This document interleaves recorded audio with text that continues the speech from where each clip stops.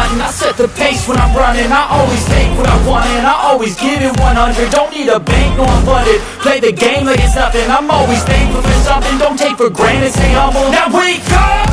It's time to look at the enemy. Look in the mirror if he is no friend to me. It's not working out, maybe it's the chemistry. It's time to break up so I can make a better me. Better believe in your mind, cause it's everything.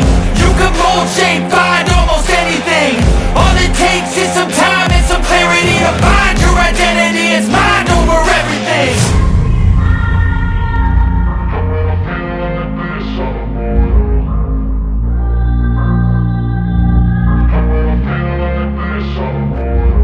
I'm immortal. When I feel like this, I'm immortal. When I feel like this, I'm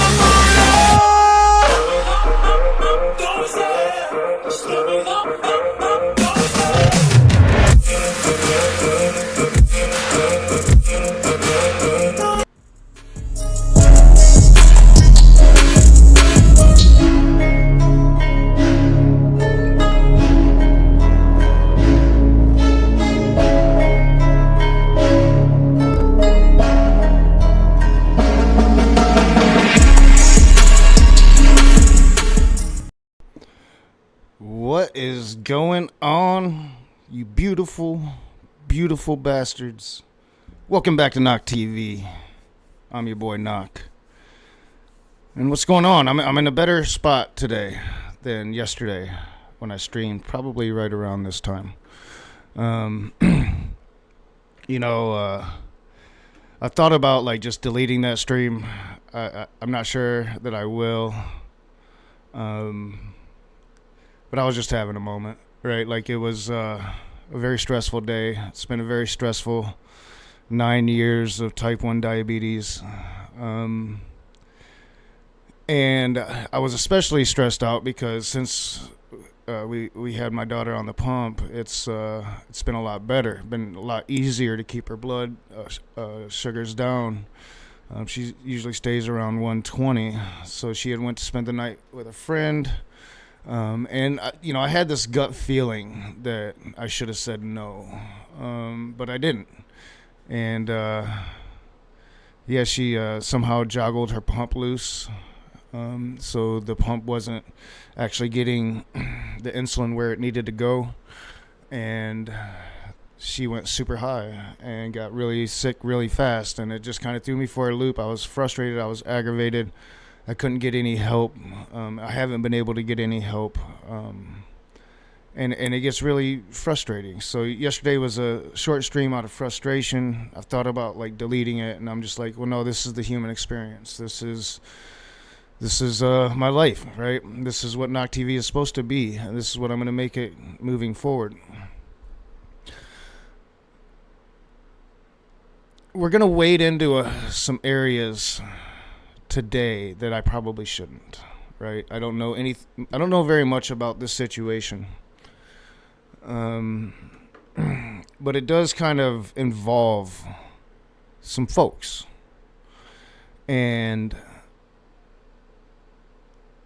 I'm gonna dive in head first for one, like the title of the stream suggests. I'm very stupid. I'm very stupid. But I think that there are, a lot of issues with the way we kind of form these communities sometimes, or the way we kind of point fingers sometimes. And this is going to give me an opportunity to talk about it. And, I first became aware of this very early in coming back, and we'll get there. First, I want to say hello to NA. What's up? What's up, anybody watching? Anybody that's going to watch on the playback? I'm just now currently trying to get this thing going. It's a struggle, and it's probably going to continue to be a struggle because people have pasts, and I have tried to do this before, and people know me, right? At least some people do, especially in the atheist community. It might be hard to bridge gaps, but I'm going to try to do that while not giving a fuck about it at the same time. I'm just going to be authentically me. I'm not going to try to be anything this time. I'm going to try to be honest. What's going on, Jefferson Spatchcock? Long time no see, my friend. I'm glad to see you. Like I'm getting around a lot, and I find myself in Charlotte quite a bit. So if you, or at least I'm in that area. So maybe one of these days we could come together and meet face to face, have a conversation over some coffee or something. I am rather busy, but we've kind of talked about it for years, and like you're not that far away. It'd be pretty cool to meet you. All right, yeah. So Gary Priestley. Coincidentally, I just read a massive blog showing heaps of evidence regarding this incident, and I'm going to get into it a bit myself, right? Without trying to get into it in specifics. I'm kind of exhausted from yesterday. I already did kind of one shift. It's going to be not really hot, but it's going to be hot. It's going to be like the first hot day here in Michigan that we've had. I suspect my work day would be slow, so I'm going to skip most of it. So I'm going to be probably here for a while. I've got a pretty long stream that I can watch from Oz, our homeboy Oz. I told him that I would take a look at this and try to catch up on this. And me and Oz usually find ourselves on the same sides of most things. Now, when it comes to this, we might have some slight disagreements, but it's probably just going to come from like personal experience. But I think we're going to find ourselves on the same side of this. When it comes to, what's his name? Pocket Locker. When it comes to Mr. Bundy, I do have very strong opinions, and it's based on my own personal experience, and I'll get into all of that. All right. Yeah. So, we'll have to talk sometime, Jefferson, and maybe we can have a meetup. I recently reviewed your review of Hillary's email. And while Hillary's has been quiet since, I think it's because he knows, like, I totally fucked him up. Like, you can only go so far with fascism is not fascism, right? Until, like, you're just proved totally wrong. But so, all right, so to this situation, and let's get into it. I'm stupid, and we're going to wade right in. So, like I said, as soon as I came back, and as soon as I started posting videos over on Knock TV, what used to be Rage to Reason, and now I'm going to try to do this to where I'm going to make edited video content 2-3 a week, put it on Knock TV, and we'll just let the algorithm do what it does. Right now, I'm getting about 10 views. That's not much. But hey, that's how I started the last time, right? And I'll do live streams over here on what was the Raging Atheist. I'm still the Raging Atheist. I'm still an atheist. I'm a Taoist. I'm a philosophical Buddhist. Don't believe in any gods. Pretty much despise Abrahamics. I would say despising Abrahamics puts it lightly, right? So I'm coming back and I make a post, and it's just promoting, it's the only real post that I've made promoting that other channel. And it was my first Mehdi Hassan blow smoke all over Michael Knowles video. Put it on a community tab. We'll show it right here. In fact, we'll go to full screen. Let me turn my video on over here and adjust it. All right, we'll go down right about, we'll put that up here and go a little bigger. All right, hopefully you guys can see that. So, like, the first comment, or the only comment I get on this is this at BTF Wayne. All right, this was 9 days ago, and he comments, "SA warning." Like, dude, I'm posting about a video about Mehdi Hassan wrecking a known homophobic, misogynist, bigoted fuck, Michael Knowles, right? And you're going to comment relating to that, right? But no, instead I get this. On July 25th, 2025, a female attendee was physically and sexually assaulted at NaNoCon at the Lodge at Montgomery Bell in Burns, Tennessee. The alleged perpetrator was both a prominent community content creator and a convention coordinator. The victim filed a police report. Her full written testimony is publicly available here, right? So I clicked on that. Nothing happened. And the victim filed a police report. Okay, well, post the evidence of that. as well. I digress. To date, NaNoCon leadership has issued no public acknowledgement, disclosed no actions taken, and has not clarified whether the individual retains any role in NaNoCon 2026. I'm asking whether you are aware of this incident and whether you intend to request a formal public response from NaNoCon's organizers before continuing your association with the event.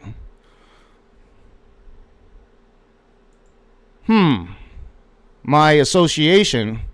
Oh, I don't stop doing that. Where is that at? Stupid thing. That's supposed to be off. My association. What the fuck are you talking about? And as I responded, I have no idea what NaNoCon is. Never heard of it. Never heard of it. My association, like I've been kind of blacklisted from the atheist community ever since COVID.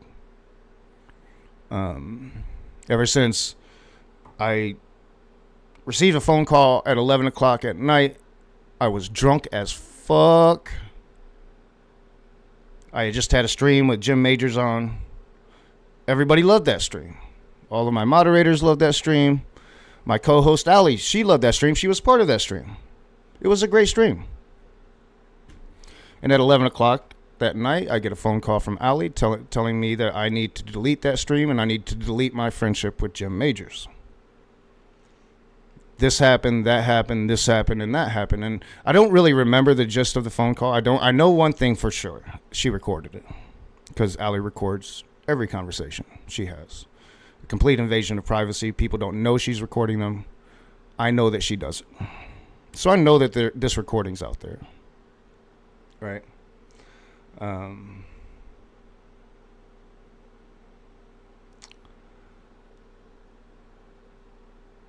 So during this conversation, I proceed to cuss her the fuck out. I proceed to talk shit about everybody.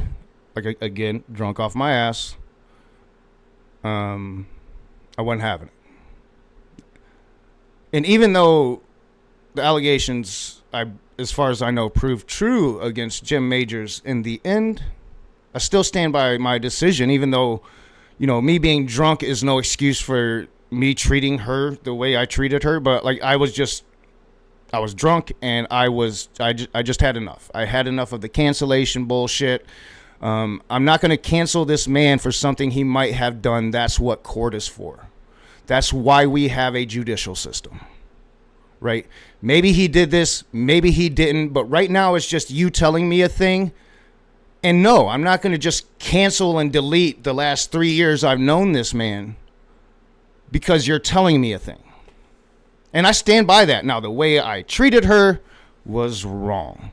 And I think that that's going to become a very important element of all of this as we move forward, because I believe our friend Mr. Bundy probably heard that phone call. Now, in the state of Michigan where I live in, it is actually illegal to record a private conversation without my consent. It's illegal. It's not like that in every state. In fact, I think Michigan is one of like 3 states where it's actually illegal. You cannot do that.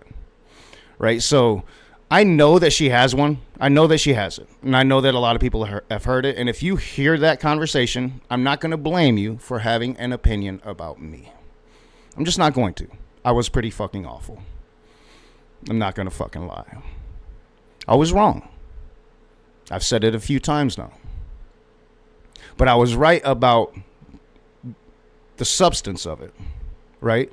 You can be right and wrong at the same time. I was right about the substance of it. We don't need to be pointing fingers at people saying they're guilty or not guilty. We can have opinions, but I'm not going to ruin somebody's life over it. I've never been a person that's really like into this whole cancel thing. I believe in freedom of speech. Like I actually consider myself a true freedom of speech absolutist. I believe you have the right to say whatever the fuck you want to say. But I also believe that there are consequences to speech because I'm like a rational human being, right? And I think that story is going to be relevant through all of this, right? Because, again, I think Mr. Bundy has probably heard it. I think that's why he came after me initially when he came after me. And I can't really blame him for that.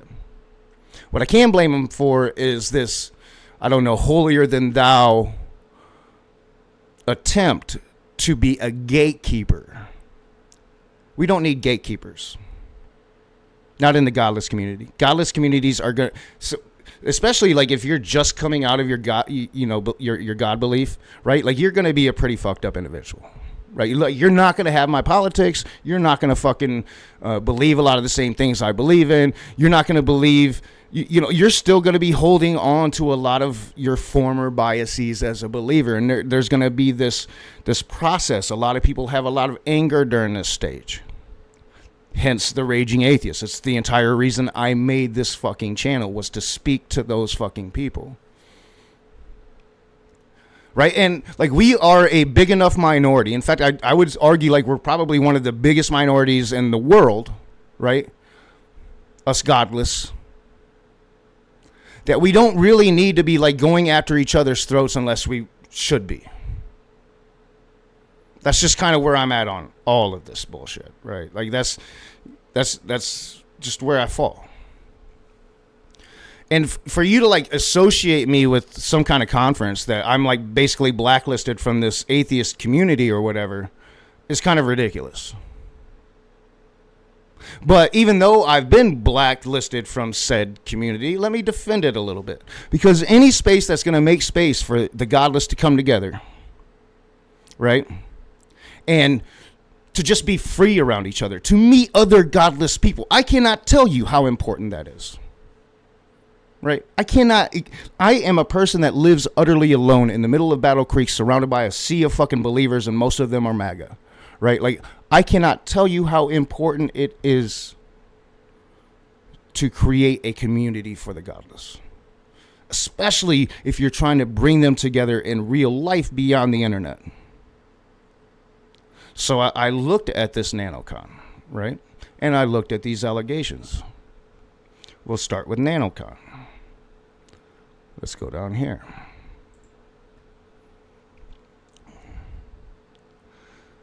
So NaNoCon is going to start July 31st, and it's going to go to August 2nd.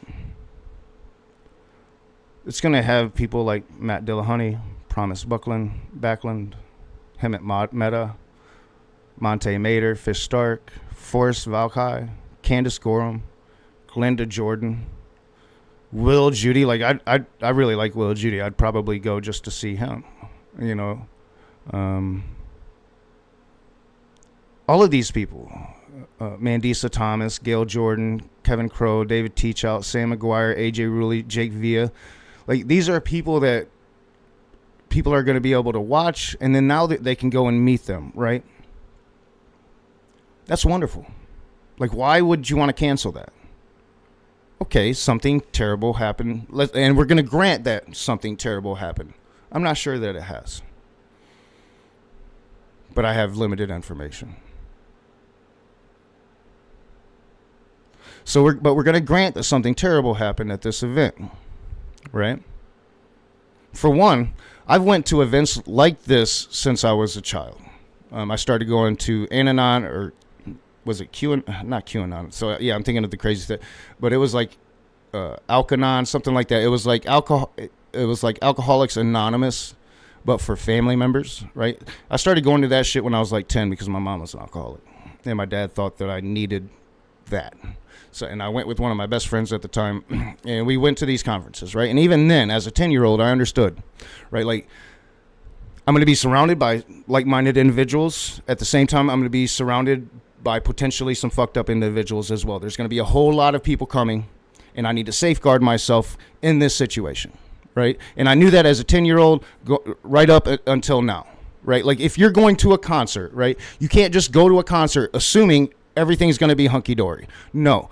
Assume that and prepare for the fucking worst. Have your mace on you. Have whatever you need. Like me, I'm a big fucking dude. You try to fuck with me, you better have something, because I'm going to probably fuck you up, right? But be prepared for these. And I'm not like trying to put any like on anybody. No blame on victims here, nothing. This is just like common fucking sense, right? Like, this is not going to be like some guaranteed 100% safe event. Be prepared for that. Should I cancel this event because a thing happened? Fuck no. Why would I? I would have reason to. Matt Dillahunty, in this story that I just mentioned to you before, involved himself in that. Came after me, this very, very small YouTuber, right? And he's like one of my fucking idols at the time. coming after me because his friend Jen Aldrich probably had him listen to the said conversation that I talked about, which is an illegal conversation. People shouldn't be listening to it, but hey, this is reality, and I did it. You know, don't run away from the bad things. Own them. I could cancel. What, you know, I'd have reason to cancel that. Matt Dillahunty was a dick to me. Could very well be responsible for the whole blacklisting thing. You know, if Matt Dillahunty's telling you fuck the Raging Atheist, a lot of people is going to be like, yeah, fuck the Raging Atheist. I don't know if he ever said that. It would make sense, but I don't know. And to him, I'm nothing. Like, you know, he probably did a favor for his friend and then forgot about me. No. He's still a champion for the godless. He's still one of the better debaters we have. He's not the best anymore, you know, but I think his politics go too far sometimes. I think he sees himself as a gatekeeper. And I think, you know, this YouTube thing can do that to you. It can like feed your ego. And especially at that level, I'm sure his fucking ego is like just beyond containment. But no, I'm not going to cancel that. Why the fuck would I? I find that to be a beautiful thing. Fuck, like I said, I would go just to fucking hear Will Judy speak. You know, I watch that dude consistently.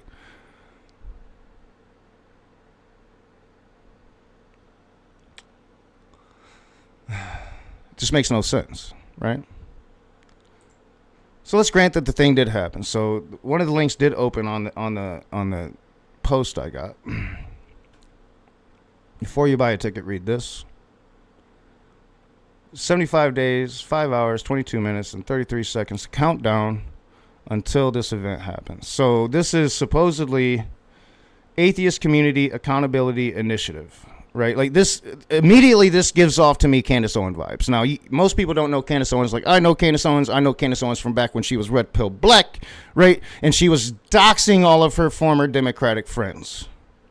Right, and she created a website very, very fucking similar to this. Now, I'm not saying that this website is doxing anybody, but this is giving me Candace Owens vibes. This is like atheists coming after atheists. I'm never going to be down for that.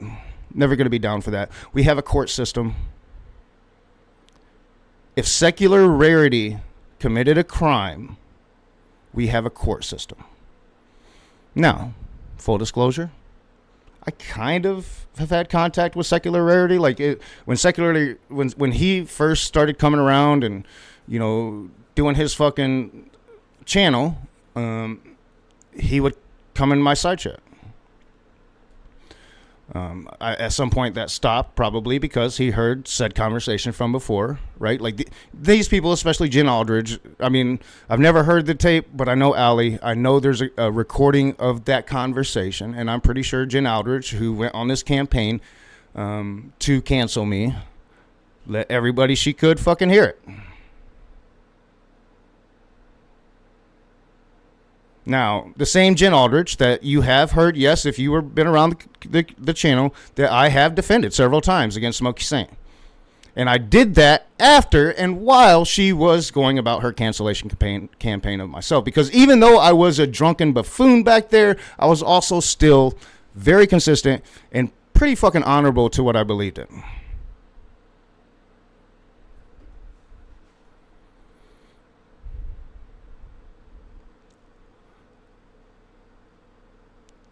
And I don't know who created this website. I'm going to have to assume it was our friend Mr. Bundy or people associated with him. What happened on the night of July 25th, 2025, during NaNoCon at the Lodge at Montgomery Bell in Burns, Tennessee, a female attendee was physically and sexually assaulted in a back stairwell by a man who was both a prominent content creator in the community and a coordinator of the convention itself. The assault included being shoved down a flight of stairs, pinned, strangled, and subjected to non-consensual sexual aggression. The victim reported the attack on site the following morning and filed a police report soon after. Her detailed public account is available here. I've read most of this. I'm not going to do it here. I didn't read all of it because just I was finding things that I found hard to believe. Now, it mentions one of those things right here. Shoved down a flight of stairs. So that's attempted murder. right? That's not just like assault. Like, she could have been killed.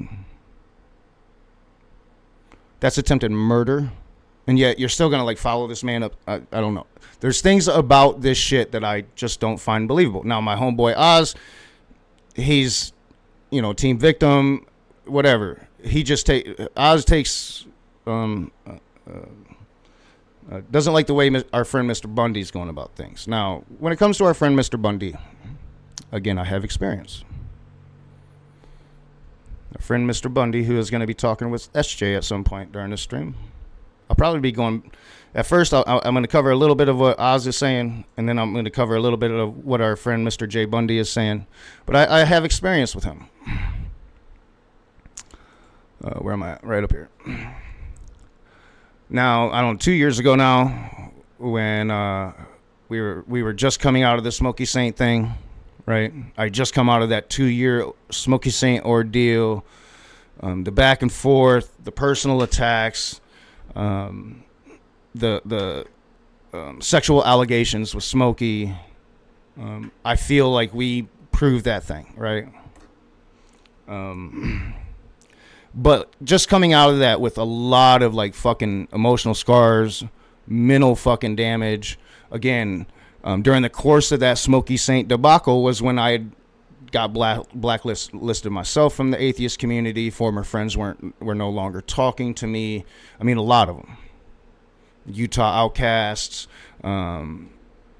frustrated atheists. I just had so many friends that were no longer talking to me anymore because they heard said conversation, illegal conversation that should have never been recorded. I never gave consent to be recorded. But again, is a conversation that I fucking had, and I was wrong. I was drunk. I mean, I was drunk. Probably fifth and a half in at that point, 11 o'clock at night, you know. Already got my streaming done for the day, hitting it pretty hard.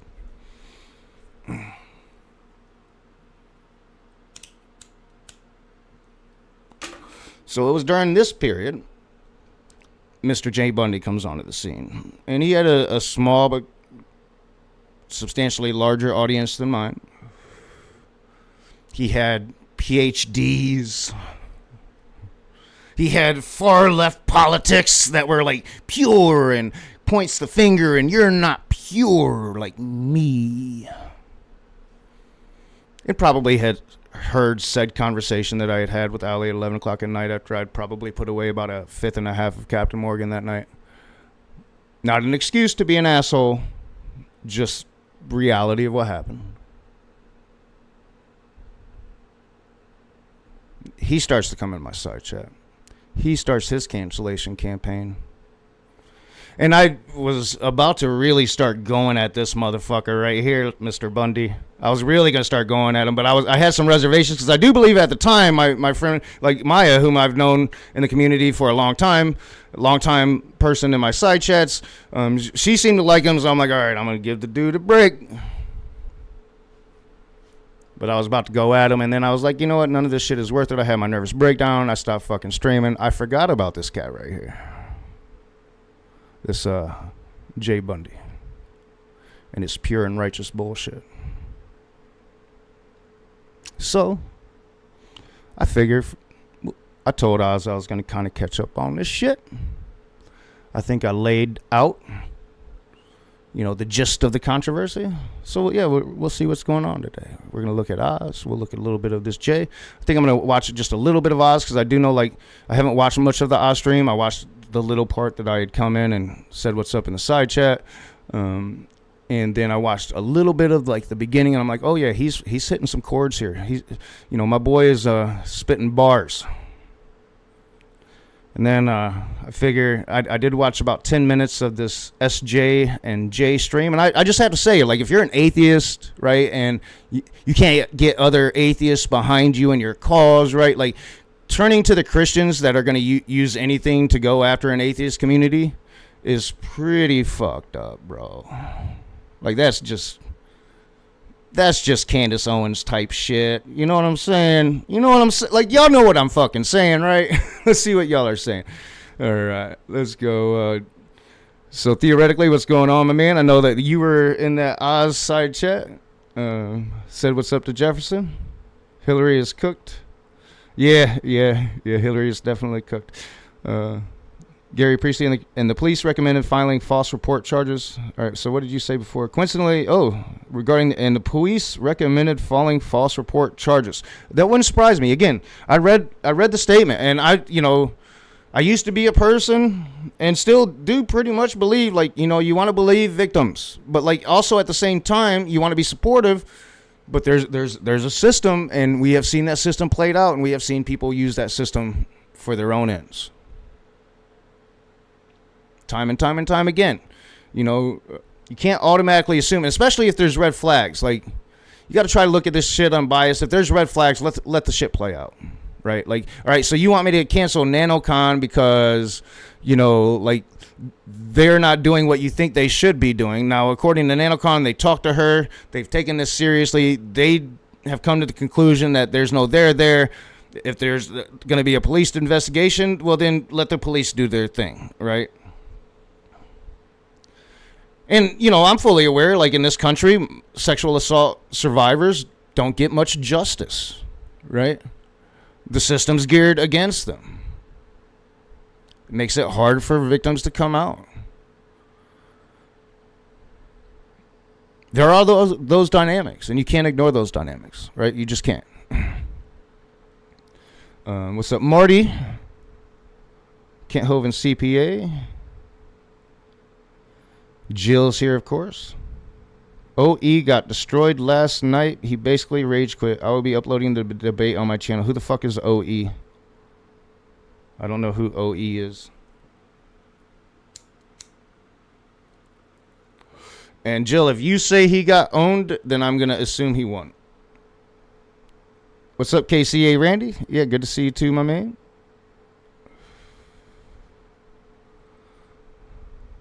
Trusty 8. What's up, Dwayne Burke? All right, anybody else is going to join? So, yeah. I say go to NaNoCon. Just be aware that,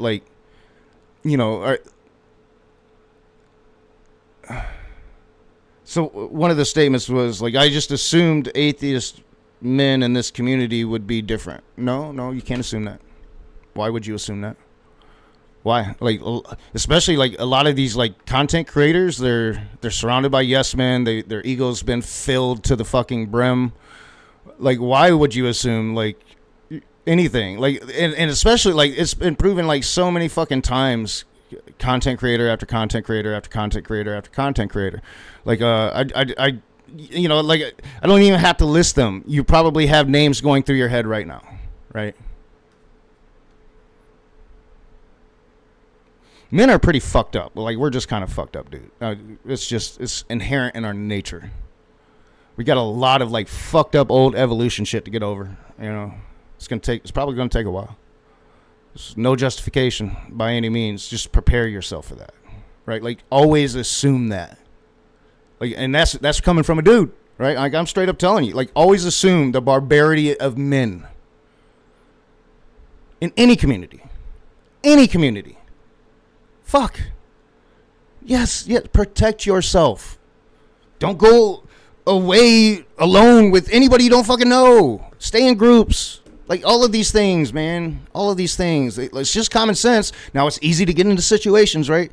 And to find yourself in situations where you feel at ease. You feel all right, this is not going to be harmful. And predators are good at fucking doing that. Don't allow yourself that sense of false security. Be on guard. Again, if you're a woman, definitely have some mace on you. If you're a dude and you don't know how to protect yourself, make sure you are. I'm not saying take a fucking gun, but protect yourself. Make sure that you are fucking fully aware of the situation around you. Because you can't trust people. Now, I don't know. I don't know much about Secular Rarity. I don't know him as a human being. But even if I did, let's say I knew this dude, we were best friends in real fucking life. Does that make him innocent or guilty? No, it does not. No, it does not. Just like I saw, and I'm a fan of this person, Caitlin Chloe. I'm a big fan of her husband. I'm assuming they're still married, right? You know, I've always been a fan of G.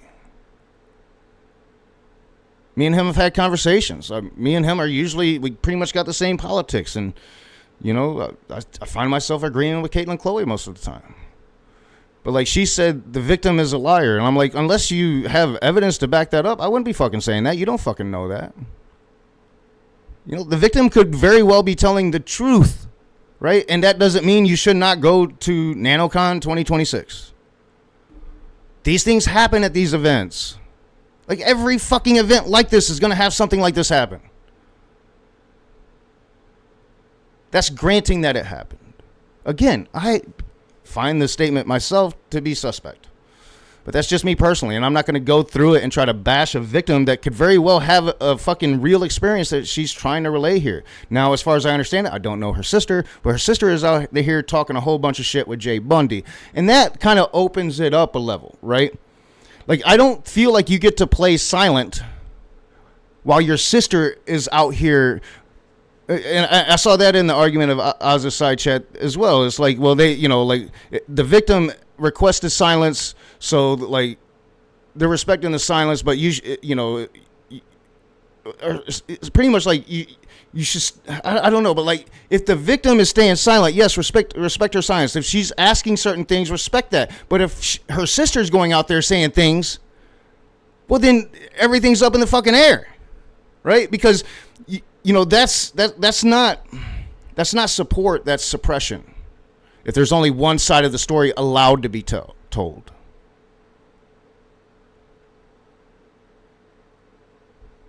Right? That's not support, that's suppression. So I haven't seen any of that. I think Oz is probably going to take us through some of this. So I definitely want to watch that. I want to catch up on this situation. That's what I'm going to do today. We're going to watch a little bit of Mr. Jay Bundy. Now, I have my biases against this man, but maybe he's right. I don't know. But, like, if you're going to the Christians and you're going to SJ here being like, oh, the evil atheists don't believe me, so will you please help me destroy the atheists? I don't know. I think you might not be the good guy in the situation, but I'm going to be open-minded. And we're going to fucking check this shit out. I told Oz I would, so I'm going to do it. So, yeah, we'll watch a little bit of this beginning, and then I'll probably switch over to what Jay is saying. And Jay's trying to be all presentable and PhD-like, right? Fuck that. It's hilarious. It's hilarious to me. So before I get into any of that, I want to make this again I do see, like, BTF Wayne, the person that left the post, is in the side chat. What is up? I would ask you, like, my association, bruh? What the fuck are you talking about? And maybe not, like, wage a cancellation campaign on organizations. I don't know. It just seems kind of like, I don't know, that turned me against it almost immediately. Abundant, not Bundy, but abundantly clear. Fuck Elliot. Fuck a NaNoCon job. Fuck all that. Right? I am not arguing for, defending any of that. It's bullshit. It's bullshit, right? It's bullshit, and I am 100% always going to be for the victim. I'm always going to stand up in this very specific circumstance. Yes, I am Team Nancy. God damn it. And I'm going to assume, like, we'll probably have minor disagreements along the way, but that's probably, like, going to be the gist of our disagreements. Like, I'm not team anybody. Maybe she's telling the truth. Again, I find, like, some parts of her story unbelievable and inconsistent, but I didn't add this caveat when I said that before. That's the human experience, bro. That's a fucking crime scene. Right? Like, human inconsistency, victim inconsistency, right? Like, that is, like, the human experience. Right? Like, that shouldn't lead you to anything outside of, like, let's let this shit play its course. Right? And then usually with these things happen, like these predators, right? If, you know, homeboy is indeed a predator, you know, they work in patterns. There's patterns of these things. So if somebody does start speaking out about this, like, you can have your fucking opinion or whatnot, but then, like, once, I don't know, 4, 5, 6 other people start saying the similar fucking things, well, then you have a pattern and you have more of a reason to go there. But for me right now, it's like, I don't know. You know, like, maybe something happened to her. She can have inconsistent statements and still have something fucking happen to her. And if something happened to her, that's fucking horrible, and we need to hold this person accountable, right? But that's one thing. It's another thing to be like pointing the finger at NaNoCon and like, let's cancel this event, where one of the few events where secular people can come together and get to know each other, right? Like, no, like, just be aware of the situation you're putting yourself into. Like, don't go walking into it like this is some fucking 1966 hippies love fest, because guess what? Even in those hippie love fests, people were getting fucking raped. Be aware of the situation you're putting yourself into. That's my position. But don't listen to Jay, though, because if you don't do it the way Jay, if you don't do it and say it the way Jay expects you to do it or say it, he actually moves, walks, talks, like everything he says he's against. He moves like it. And just along, bars. And I'll be listening. That's what I'm watching. saying. Like, that's just bars. That's the Jay that I came to know. You know, me and Jay probably share 99.5% the same politics. But he came into my shit trying to demonize me because I don't say this, I don't say that, I don't do this, I don't do that. Right? Fuck you, bro. Like, seriously, like, who the fuck are you? Like, PhDs, suck my dick. Like, seriously. I give 2 fucks about your PhDs. Screen privilege more, please. That's how I look at it. You know, what are you doing with those PhDs? Are you using them to browbeat motherfuckers? Or are you trying to instill intellectual knowledge into your fellow godless people? I think it's the former. I think Dr. Josh does the latter, so I will respect his PhD and expertise because he gives me reason to. You don't, bro. Like, Jay, he don't. And there comes a certain point where, yeah, I'll call shit out, and sometimes I don't know. Supposedly he has 2 of them, though. That I just have to do it this way, and he probably does. It's now at this point that it's funny to me. You acting funny, so I'm gonna treat it as funny acting. So we're gonna start here first.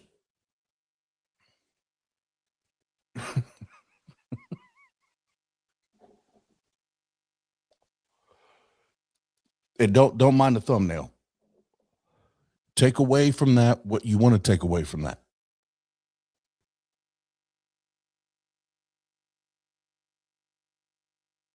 Because these Bundys be acting funny. Take away from that what you want to take away from that. That said, let's No, I could have probably done this myself. I'm not willing to take the time. I'm sure, like, this dude probably has a lot of streams. I don't think I've ever been sub to him, but I could find him. Pocket Locker wouldn't be hard to find. I could have done all of this myself, but I figured I'll just check out what Oz has to say. Let's get some insight from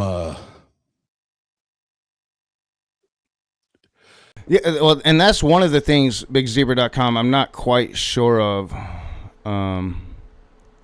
how Bree became involved. I think I'm not sure. And I'm not sure where Bree falls on this situation. I haven't talked to Bree about this. So I do know that she's a part of it because I heard somebody mention it. The man. I think it's later in the stream because, like, most of this stream, I'm not sure how much of this part I'm going to actually watch of him reviewing. I want to get back here to where Oz is talking at first with Maya, and then Claire, I believe her name is, came on. That is way smarter than the rest of us.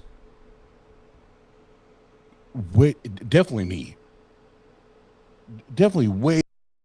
Of course, Jill is going to be the one person that's going to make me defend Jay Bundy, right? Like, all right, Jill, I highly doubt Jay Bundy ran from a debate with you. I don't believe you, my friend. Smarter than I am. I am a high school dropout. He has dual doctorates. He is way smarter than I am. He's way above doing anything that I have ever done, ever would do. Nope. But we'll hear it from him. Maybe when I'm rich and chillin' tiny, that's when my thugs at up in this bitch. One time, yo, hey, you can kiss your ass goodbye. Yo, one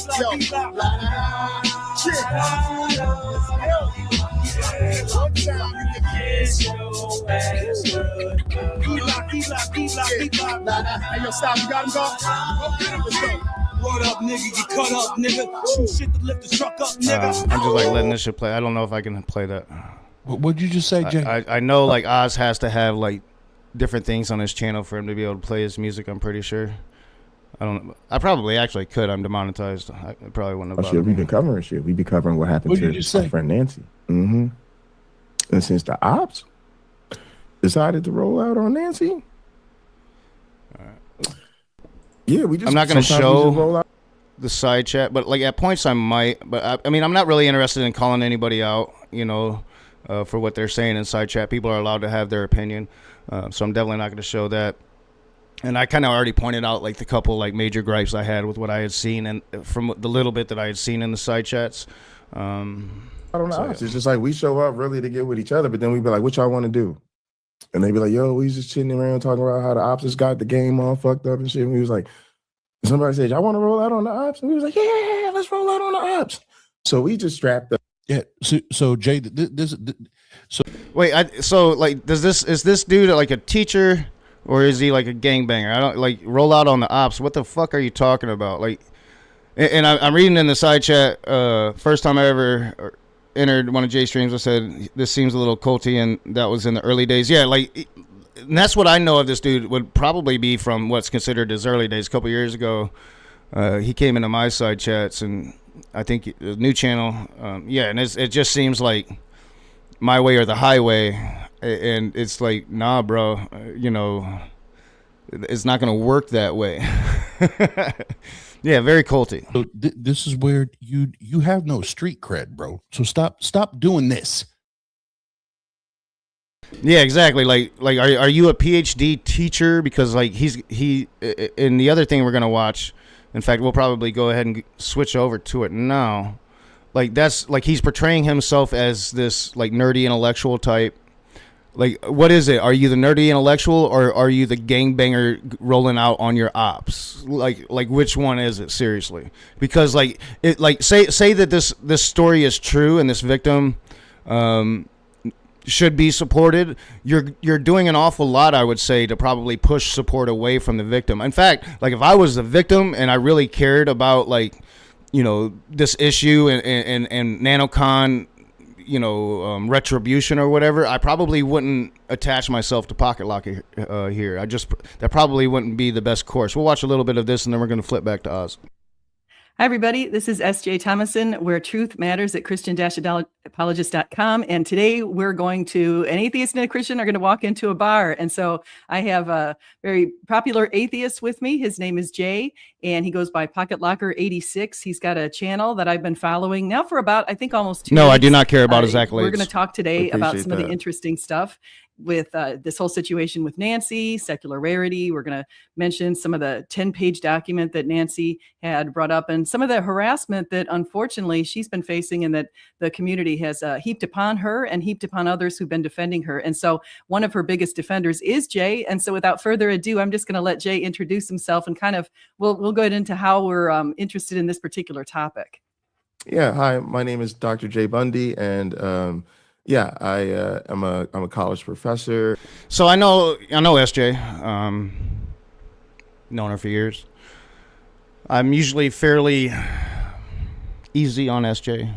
I could go a lot harder on her than I do, and I've went pretty hard on her before. My I'm gonna say like maybe SJ isn't the ally you should be going after here. Maybe Christians that have an agenda against atheists aren't the allies you should be going after here. That's kind of my opinion on it. It's just kind of my opinion. Like, I don't give like he's gonna make some statement about how atheists don't believe like Christians care about sexual assault or some bullshit like that. Christians don't give a fuck about sexual assault. Like I can almost guarantee that SJ voted for Trump, right? Like she don't give a fuck about sexual assault. She gives a fuck if liberals commit sexual assault. And I also, as you mentioned, am a YouTube creator. I teach sociology, intro to sociology, and cultural anthropology at a community college, and then at a larger sort of R1 research university. I'm a professor in the human biology program, which is housed in the Department of Anthropology, and I teach Darwin's Law, which is an evolutionary theory class. I teach sex and evolution, which is about how sex is related to evolutionary concepts and gender. I thought you were rolling out on your ops, though. I also teach a class called The Social Determinants of Health, which is about how race, class, and gender influence your health outcomes, or as I tell my students, the class is about how patriarchy, capitalism, and white supremacy get people killed. Yeah, that doesn't surprise me, Malurk. I was in SJ's chat and she was watching a video in which Amy was in. All the comments were saying things like, "Who is this man?" And I said they were being inappropriate. SJ banned me. Yeah, that doesn't surprise me at all. Yeah, like all of these people are bigots, like, and that opinion coming from me would not surprise SJ at all. I mean, it's awkward allies we're seeking here. So I know Nancy and Patty, the Apostate Sisters, from their channel. I was always a fan of their channel. They would come. I have no idea who these people are. My channel from time to time. And then last summer, I was invited to speak at the Ark Encounter protest in Kentucky. All right, so we'll probably come back to this. I just wanted to give that contrast really quick, right? Like we're going from rolling on ops to like that, right? Like, oh man, what do they call it? Switch hitting or whatever. Man, like just be your authentic self, bro. Like that's all I would say. Like just be your authentic self. That like level of disparity is just crazy to me. No one is rolling out on the ops because it is hilarious. It's hilarious to me that you're gonna spend. See, all right, so like I kind of laid it out at the very beginning, Malurk. You would get a better understanding of it, but even then, like I'm not going through everything. So, NaNoCon is a secular event, hosted by members of the atheist community, featuring people, prominent members in the atheist community, and it's a place where atheists can come together and meet and form connections and meet people like they're watching, whatever, right? Basic convention. Last year, an incident occurred, right? Like, and as far as I know, there's a police investigation being played out. Now, somebody had commented that investigation had played out and accusate like possible false charges. I don't know. I don't know anything about. Again, the website that I showed didn't show anything about the police investigation. It did have the witness's statement, a very long statement on the event. So, the event that happened was a known YouTube commentator, Secular Rarity, allegedly attacks physically and sexually one of the attendees at the event. From what I know of the situation, the person went to staff that the next day after telling her sister about it, and a police report was filed, which seems to be like the correct course of events, right? Like if you're a victim, that seems like the best thing to do. I would also add, like, and hopefully they did. I don't know if they did or not. The way that the alleged incident is described, there would be physical markings. So hopefully those were photographed, witnessed, like you went to staff. Did they see any of these physical markings? Supposedly, like a choking was involved, so were there markings on the neck? All of these things would be factors, and I don't have the context of all of that information, and probably neither does Jay, and probably neither does a lot of people talking about this, right? Like, like the title of my stream is The Controversy. Let me wade right in. I'm stupid because I'm stupid about these things, right? But I'm going to try to be fair and honest about it. Like, I don't know anything about any of these people. Could this event have occurred? Yes, it could have occurred. These events occur at all of these events. So if you're at this event saying that this is not possible for this to have happened, well, you're not being fucking genuine and honest about the situation, right? Like, no, it's very possible this happened. You need to investigate it. The police need to investigate it. And you need to see if there was any wrongdoing there. And maybe, if you're going to be smart about things and it doesn't appear like this person is involved with this new conference, maybe not have him as a speaker or involved in the new conference, right? And it doesn't appear like that's a thing. So it seems like that should be it, right? Like, let's let this thing play out. If this person is guilty, hopefully they'll face consequences. Seems pretty legit, right? Now I'm using DJ lingo. That's not it. We have this cancellation campaign going on, led by Mr. Bundy here. As far as I know, could be wrong about that. Maybe other people are leading it. I don't know. Maybe he's just a part of it. But I definitely, as soon as I came back, got from, he's in the side chat here. They are in the side chat here. Let me find them. The BTF Wayne, claiming I have association with this NaNoCon. What am I going to do about NaNoCon? Like, right? So, like, there's this concerted cancellation effort towards NaNoCon, and that's what I'm here standing against, right? That's my position that I'm taking, is I'm against that, right? I don't like that. That's my position. Oh, it's hilarious to me that you're going to play a video from the locks. And Jay to the mwah. Jay to kiss. One of my favorites of all times is on that shit, right? You're gonna, but then you don't even. You're just repeating shit that you've. I don't know where you heard it. TikTok, maybe.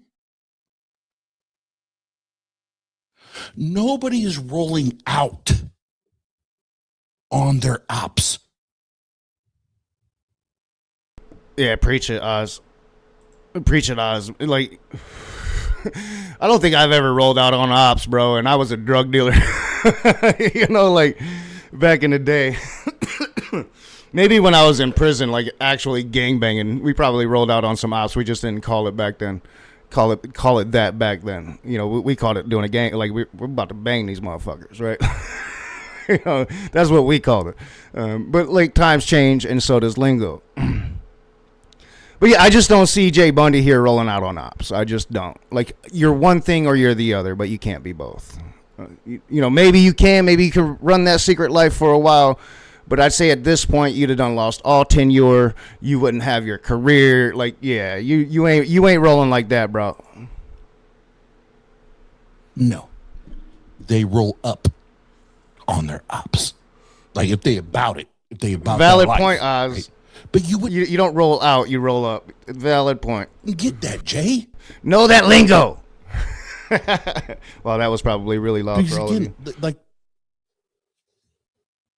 very in line with the song I played at the beginning of the stream. You're a fraud, bro. You're a fraud. You know what I mean? We all piled up in the car real quick. You know what I'm saying? We got Win. Well, fully investigated, sure. Yeah, I totally agree with that, Malurk. I'm not sure, like, like, so when it comes to, like, NaNoCon, internal investigations are always going to be one-sided. You can never rely on that, and I don't know why anybody would. We need more from our police justice system. We need more justice for victims, right? Like, I would say honestly, when it comes to the story, even though that there's red flags in the story, the fact that the victim went to the police, went through that legit thing, then I would say that I probably tend to believe something happened, right? Like that, just me personally. Whether or not it was exactly like she described, like again, there's things that I find hard to believe from her story. So whether or not it's exactly as she described, but I tend to believe like most people that actually go through that process tend to be like, something happened. Now, is that a guarantee? No. Some people do go through that process simply for whatever means.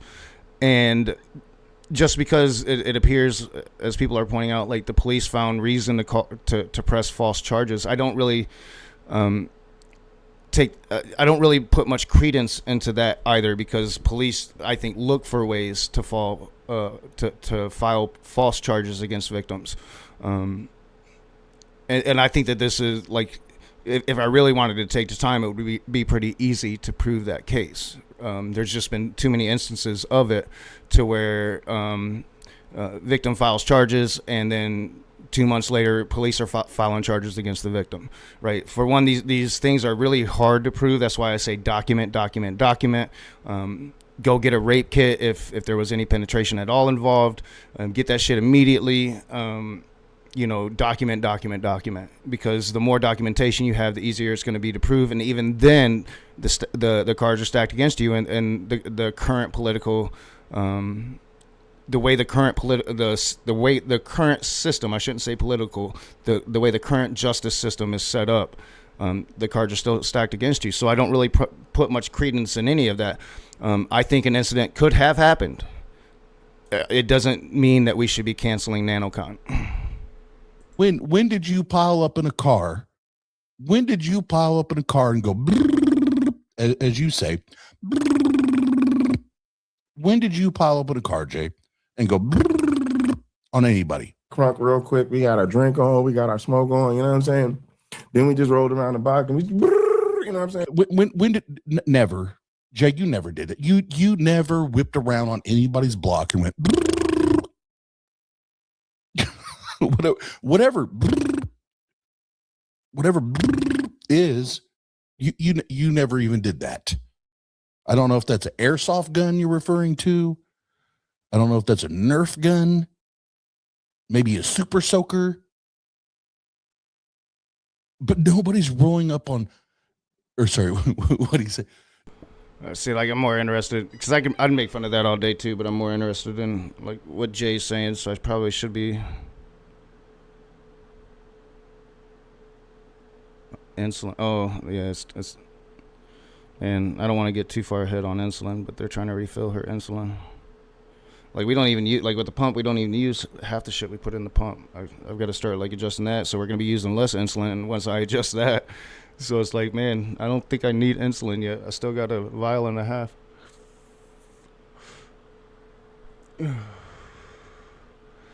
And I'm more interested in kind of like, maybe the controversial aspects of it. So we'll jump forward in this, because Maya comes in. Now, Maya is a longtime friend of the channel. Again, as far as I understand, Maya and Jay used to get along. I don't know what happened there. I do know Maya's a fairly rational person. So, like, if she was getting along with Jay and then seeing Jay do, like, all this crazy shit, trying to, like, cancel people that don't really deserve it, it wouldn't surprise me that they have grown apart. So I don't know, like, what happened there, but it doesn't appear like they are on the same side here. So, yeah, we'll skip forward to that, but we'll listen to a little bit of more what Jay has to say about this, because I'm kind of being one-sided right now. So we'll listen a little bit more of this. And so when I went there, I was able to actually meet Nancy because she was in attendance. Patty wasn't there, but I did meet Nancy. I did meet her husband, and that was my first time really meeting a lot of the people from the... Yeah, and that would actually, so theoretically in the side chat says, I'm also Team Nancy and want her back at NA. I don't think she's in contact with Patty at all anymore. And if that's a fact, that would be a good thing to know. So if Patty's running rogue, if this Patty person is out running rogue on her own behalf, on her own crusade, and like the actual victim wants no part of that, then I think that would be like a good fact to know for sure in coming to a conclusion. Online secular atheist space in person, and it was a really positive experience for me, and I felt really close to a lot of these people. And then the NaNoCon incident happened a couple weeks later, at a different conference, at a different event, and I wasn't there for that. But I guess. So I'm just realizing I'm gonna have to run out to my car in the next 20 or 30 minutes or so. So yeah, I'm gonna have to figure out what I'm gonna do. I still don't have like a be back soon screen. Like, I'm so fucking late. I have been like super busy. The thing happened with my daughter yesterday. Would be really easy to make. Wouldn't take me no time at all. But I don't have that screen ready yet. Somewhere, maybe at some portion of the summer, to be honest with you, I don't really remember when. Somebody named Bree McCune, who has a channel called Hive Sci, came into our virtual office. A lot of my friends and I, we have virtual offices that we used to host them and gather. Now they're in Work Adventure, but they're basically like little like offline little, like little conference rooms. Like it's like Zoom, but it has like a little video game map. So we use that as kind of our offline gathering place. And I wasn't there at the time, but she came in and was basically saying, "Oh, there's a story going around about something that happened at NaNoCon." And again, I wasn't a party to that conversation, but as I understood it, they were told, it didn't really happen. It's a rumor. Something happened with one of the apostate sisters, but whatever they saying happened didn't really happen. So, we kind of just let it go. And, what am I supposed to do with it? So when it comes to what he just said, like that response, I would take issue with that response. Again, it wouldn't lead me to like cancel this event, but I would definitely take issue with that response. And I saw similar things coming from Caitlin Chloe in the Side Chat of Oz's stream, and it's just like, hold up, like to sit there and blatantly say the victim is lying, unless you have like direct evidence of that you can show that, that's a hell of a thing to say. I mean, so in regards to that, I would trust Jay there. Like yeah, I could see them making that response. And if that's the response, then that is clearly like just the wrong response to take. And if that's like an organizational thing of NaNoCon, then yes, that's very problematic, and they should probably answer for that. But when it comes to like canceling the actual event, like, no, just be aware of the situation you're fucking getting into. There's a rumor about something, but we're not sure what it is, but it didn't really happen. So don't, you know what I mean? And then over the next period of time, or just don't go if you feel uncomfortable. In my friend group, I mean, it sounds like pretty Kyle legit to me. Like, if this whole thing like makes you uncomfortable with the event, don't fucking go. That's like your prerogative. Like, and if you're having that like gut feeling, listen to it. I was just talking about this with my daughter yesterday. Like, if I'd have listened to my gut feeling, instead of trying to be the nice dad, letting her go stay the night with her friend, if I listened to my gut feeling, then I wouldn't have ended up in the hospital yesterday, right? Because she would have stayed at home. Her thing wouldn't have got knocked loose. And if it did get knocked loose, I would have fucking figured out what was going on, right? But because she was at a friend's house in the middle of the night when it happened, I should have listened to my gut, man. And if your gut's fucking telling you that shit, don't fucking go. Especially if you go and something bad happens, you're going to regret not listening to your gut for the rest of your life. And just know, like, at any of these events, any event that you go to in your life that is a crowd of fucking human beings, there is the potential for atrocity. We are human beings. It is just the fucking fact of it.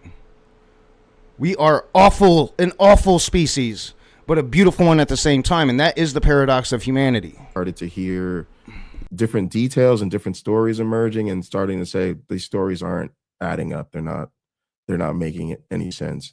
And then by that time, I had actually reached out to Patty, because when I met Nancy in Kentucky, we had planned to. Jill has the active current running record of bans on the channel, Theo. It happens sporadically. Maybe do a stream together.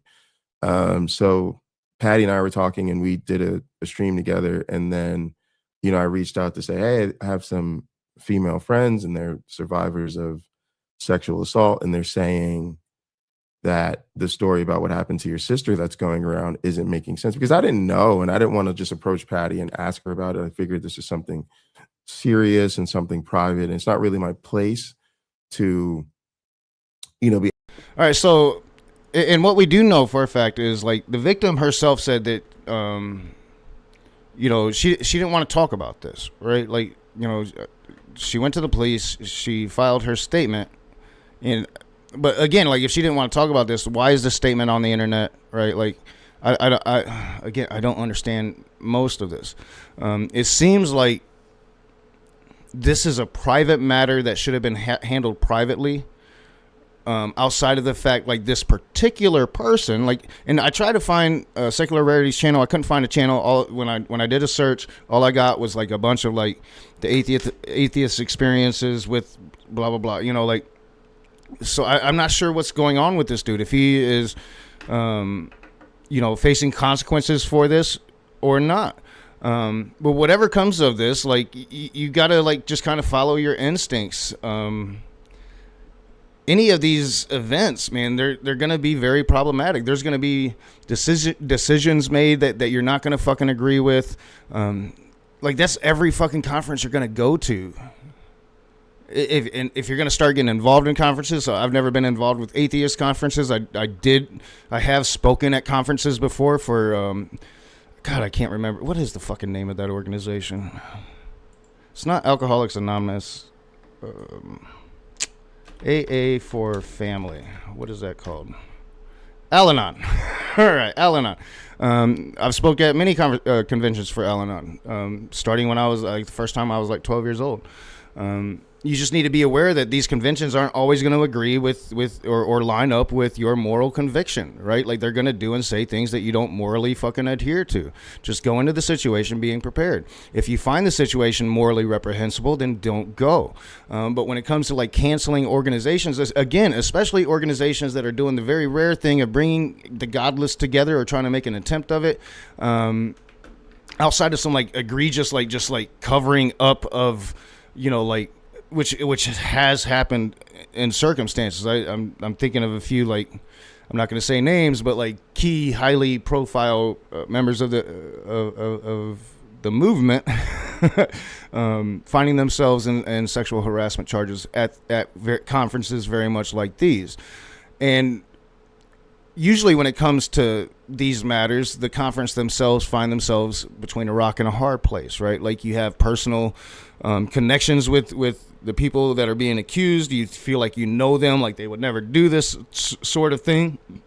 Excuse me. And then again, on the other side of that, you have a very serious accusation that could affect the attendance of your next event. So, like, they're gonna think along those lines, and they're gonna try to do what they see as the best path forward. And oftentimes, most human beings aren't gonna agree with one path or another. So that's just kind of how I look at these organizational events. I've never really been interested in going. I was gonna go once to meet, like, Cirrus and Ocean back in the day. I can't even remember what it's called. But again, like, I think shit happened at that fucking thing. I think that was the conference that led to the Jim Majors shit, right? Like, there's gonna be psychopaths in any group. And especially, like, once they have these tendencies and then they've had the internet, like, filling that psychopathy, right? Like it's going to be out of fucking control. And if somebody sees a fucking chance, they'll take it. Be aware of the situation you're putting yourself into. Asking her what happened. You don't know these people. I could say, hey, I have some friends that heard something about what happened to your sister, and they don't think what these people are saying is adding up. So they wanted me to offer support in case there's some other need that these women can meet, supporting her or supporting you or whatever it might be. Again, I don't know. I assume that would be a conversation amongst survivors and friends. But Patty told me the whole story. Oh, and that's the thing. Like, now that I'm thinking about the whole Jim Majors thing, right? Like, the thing that happened at the event, I don't think was ever proven. Right, like, so the thing that ended up canceling Jim Majors in the end was his child abuse, right? Like, he was abusing his child, and that eventually came to light, and there was court documents, and he was canceled. But, like, the thing that happened at the event, the pressure that I was getting that night when I was drunk and I got that fucking call. Like, Jim Majors was never found guilty of any of that shit, as far as I know. And as far as I know, it was just like a drunk dude kind of being a little inappropriate. Like, it was nothing like being accused here. But it was what they were trying to get me to cancel him for. It wasn't the shit that he eventually got canceled for. And it's been, which again, I had no part in. Everything that's you know, like, I called out Jim Majors for the fucked up shit he did to his kid, but like, I'm not going to cancel nobody. Like, I just don't believe in canceling. Nancy's letter from the beginning. And so I did follow up by putting her in touch with those women, and she told them the same story. And then one of them, named Sumami, decided that we should go. I think the only person I called for cancellation ever was Will Kincaid, and I took it back shortly after I was drunk. Live about it because the community doesn't even know that this is happening. And the only thing that is happening in the community is people are running around saying Nancy's lying. And now we've heard from Patty, and we don't think Nancy's lying. So we need to go tell people, hey, Patty's not lying and Nancy's not lying. This really happened. And at the time, we had decided we were gonna talk about maybe what Elliot had done to Nancy. Actually, I don't even know if at that. So again, like, he's putting forward like this clear cut presentation, right? Like, yeah, it makes sense. If Patty's out here saying a bunch of shit, and it lines up with what Nancy is saying, then, you know, why not believe the victims? And generally, I think it's best to believe the victims, but let the process take its course, right? Like, I think we have been burned by some victims at this point, and it's very hard to ignore that fact. And why would you? Human beings are fucked up. That's all genders, all identities. Like, everybody has an equal chance of being a fucked up person, and that should be in your brain always. Another thing that should be in your brain, you have an equal chance of being fucked up too. I have an equal chance of being fucked up. Like, we're human beings. We're fucked up. It's just the state of humanity. It's the state of our being. That's why I promote Taoism. The moment you accept that, you will feel better about it. I promise you will. When we were mentioning Elliot's name, I think we were just trying to say about what happened to her. And eventually people in the chat, this is December 9th, I think this happened. It's on my Pocket Locker 86. So let's try, like, I haven't watched his channel, but so let's try to find a part in Oz's stream. Let's go back here a little bit. Let's see how he's behaving on his channel. Like, all right, we got the funny little, you know, rolling up on some ops shit, right? How's he being on his channel? Let's see if we can find a part. Are you working? I'll wait. Where's your No Kings protest? Where's your knittings? Where's your sing me a song? You're the piano man. Where's all that shit? Let's go to here. I don't know how long I was on that protest screen. about NaNoCon. No content creators speaking out. Nobody making posts. No, nobody, Jay. Nobody but you, bro. Nobody but you. You're the only one, dude. So I'm pretty sure, like, Oz had been out making posts and talking about it, right? Like, I haven't seen it, but from what I get from what Oz was saying, like, he was doing it, but he's not going to do it the way Jay wanted to do it. This put on. Excuse me. So as far what I understand about, like, these streams, I haven't went in and looked through them, and I was kind of hoping, like, I'd catch that, but I do want to get to, like, the drama part of it, so we'll get to, like, the Maya talking about, like, her end of it. I listened to a bit of that. I don't know what this is all about. I gotta watch all the stream. Maybe we'll do it all today at some point when I'm bored. Get there. So very different from what he's doing over here, trying to put it together. Now, and the whole purpose of this is, like, he's seeking Christian help and bringing down NaNoCon and bringing down this atheist organization, which I find just fucking reprehensible to the very core of me. Like, I call that traitor shit. But, like, but that would be like if Jay's focus was on, like, left-wing politics or anti-God anti-Abrahamic sentiment. I don't know too much about his anti-Abrahamic sentiment, but he's supposed to be a lefty. God damn it, right? Like, this is not the ally you should be going after. Channel. If you look at the playlist called "This Community's Rotten to the Core," there are 6 key videos that are labeled like 1 out of 6, 2 out of 6, 3 out of 6. So I'm talking about 1 out of 6 if you go watch the playlist on my channel. And he is appealing to the like atheist community in that one video we were watching, right? Of Oz there for a brief moment. He was appealing to the atheist community. He wasn't appealing to the leftist community, because guess what? Like, if you went and appealed to the leftist community, take away like the atheist community aspect of it, like, you'd probably get a lot of support. You're going to find a lot of like support the victims no matter what over there. You're going to find that like easily as fuck. You're not trying to do that. You're going here to this. Now, again, I know SJ. I've had a fucking relationship with SJ. I've talked to her several fucking times. I often take it easy on her. But this is not an ally. This is traitor-ass bullshit. Like, no wonder, like, it's probably a very good thing that the atheist community didn't respond to you, because you're a fucking traitor to the atheist community. Later.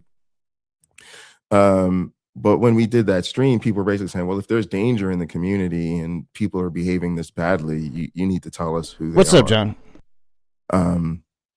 So we kind of in real time made a decision to go ahead and mention the people who were doing all of this. And I said, since we were making that change, I said, if they die, they die.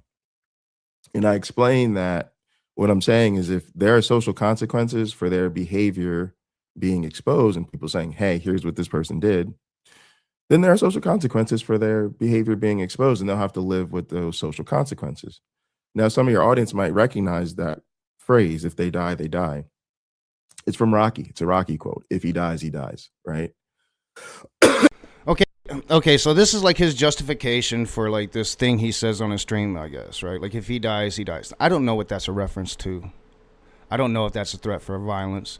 But saying it's a Rocky quote does not make it not a threat to violence, right? Like, if he dies, he dies. That's like a kind of like insinuating a violent tone. Like, come on, be honest. Like, and you fucking know that, right? Now, I'm a guy that probably doesn't care too much about that. I'd probably say something like that, right? But I wouldn't justify it like, oh, it's a Rocky quote. I said, no, I said what I said, motherfucker. So what? You know, like, so what? That's, and think about, like, so if he dies, he dies. I don't know what that's in reference to, but that's kind of the human experience. Like, death is a thing. I don't fucking get it. But like, if you're like using that quote in specific reference to, like, I don't know, individual people, yeah, that could be taken as a threat to violence, I think, and you know that. And just by saying it's like a Rocky quote, so what? So what? Maybe it is a Rocky quote. Maybe it's not. Maybe, like, when you started saying it, you didn't know it was a Rocky quote. So then you like you Googled that shit and Rocky came up. Who fucking knows? It doesn't prove anything about the intent of what you're saying. It's all about the context of what you're saying. So I would have to have that context to actually say, like, is he calling up to violence? But at the same time, like, the justification for his argument against people saying that's weak as fuck, bro. And it's important because people are trying to get me fired for saying that. People are claiming that I'm harassing them, I'm stalking them, and I'm saying death threats to them on my YouTube channel. And I'm going, no, it's a Rocky quote. Definitely. And I played that. Yeah, it doesn't matter if it's a Rocky quote. If you're saying that in like direct reference to like individuals, right? Like, so like, I'm like beefing with Smokey Saint, and it's the year 2023. Right, I'm drunk off my ass. Let's say I got 150 motherfuckers in my side chat back then, because some of them Smokey Saint streams, we were drawing in some eyes, some extra eyes anyway, from like the normal crowd or whatever. And, you know, like, I'm like, oh, fucking Will Kincaid and Smokey Saint, if they die, they die. Right, so what am I implying to everybody that's watching that audience, especially a motherfucker in the audience that's a little, you know, cuckoo for Cocoa Puffs? What am I implying? Right, like, I don't care if this person dies. It doesn't matter where the fucking quote comes from. It matters the context of the utilization of said quote. So, like, this justification of, oh, it's a Rocky quote. Get over yourself, dude. You're obviously smart enough to know what you're doing, or you wouldn't have 2 PhDs, that thing you like to browbeat motherfuckers with, right? You're smart enough to know what you're doing. Shut the fuck up and stop using weak ass excuses and stop giving them to SJ. Like, who cares? That clip on my channel multiple times of the Rocky quote. And even in the Rocky quote, it's not a death threat. In the Rocky quote, it's about a boxing match. It's about a sporting event. And I don't know if y'all know this, but sporting events, you have to have a license to be a professional boxer. You have to get approved by a commission to be in a professional boxing match. And yes, people have in fact died as a result of being in a boxing match. I hate it when people do this, right? Like, this is the most disingenuous fucking bullshit in the history of disingenuous bullshit. You're going to break down the like inner dynamics of a boxing match and how it comes to be. Shut the fuck up. Shut the fuck up. Like, seriously, shut the fuck up. Why don't you put those PhDs that you have in your mouth so you can shut the fuck up? Perfectly legal. But in the movie, Rocky gets knocked out or whatever, and they're interviewing the guy that knocked him out, and he's talking about how he doesn't care, and he goes, if he dies, he dies. But these people have such a deep-seated victim complex. And like, all right, so let's think about the fucking Rocky quote. Okay, this is like Rocky fucking 4, right? This is after Dolph Lundgren fucking kills Apollo Creed, right? And Rocky's stepping in, and he's gonna like defend it, like avenge his fucking friend and be Rocky Balboa, right? Like, right? Like, this is like one of the greatest Rocky movies ever fucking made, right? And what is like fucking Drago saying there, right? Like, I will kill this motherfucker. It is an implication of violence. The quote itself is an implication of violence. You fucking idiot. Shut the fuck up. Right? That Nancy can't be the victim. Patty can't be the victim. Was I muted? Harassment against Don't tell me I was just muted through that Drago quote. Don't tell me I was just muted through that Drago quote. That shit was too fucking great. Was I muted? Oh God, that was all right. So let me break that down again. Let's come up here. Let's come up here. Let's break this down again. Fuck. I heard myself in my ears. I didn't think I was muted. All right. No, you got the Drago part. That's all that matters. I could be muted. You got the Drago part.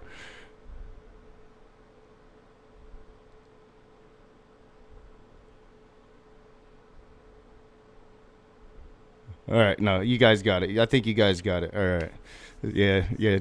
Jay got knock it back to being the raging atheist. Like, seriously, yeah. So the whole the quote is a threat of violence, right? Like, Drago is threatening to end Rocky's life. If he dies, he dies. Yes, I'm gonna kill him too. He shouldn't step in the ring. He's being very stupid, and Rocky was being very stupid. He just won. Doesn't take away from the stupidity of the act. Come on now. We all watched that fucking movie. Or the flying monkeys, the people who throw her under the bus, they were always the victim. So that was how they made themselves the victims there. It was unfair to them that their names got mentioned. And the fact that their names got mentioned and I use a Rocky quote means there's death threats against their life. But anyway, what we did from there was we just started documenting receipts. We started showing receipts of every single person good, mentioned. That's doing the smear campaign. That shit was straight bars, yo.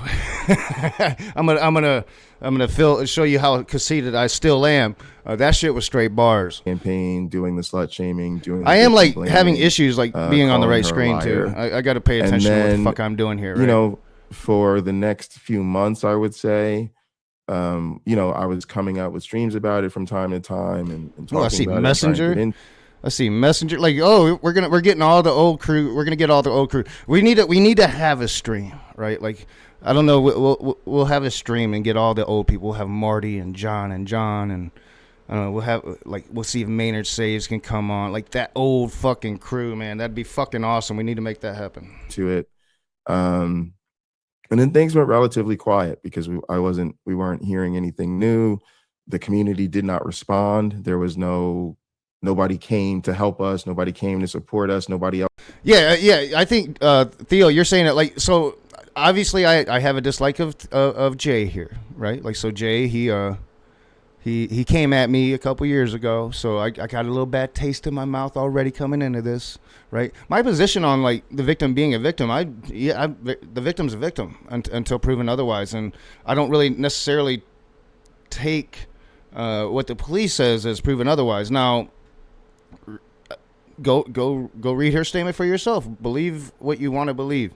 The question is on whether or not I should support like NaNoCon. Again, I have no bone in this fight, no dog in this fight. Yeah, I'll respond to that in just a second. No dog in this fight, right? Like, no, I'm not gonna like. I'm gonna again, like I said, even though I would have reason to not like some of the people there, maybe.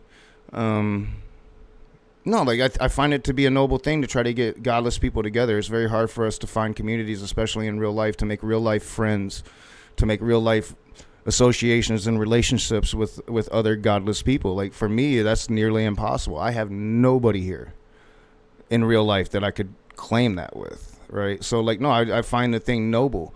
Just be aware of the situation that you're getting yourself into. Be aware, like any of these situations can be potentially very dangerous.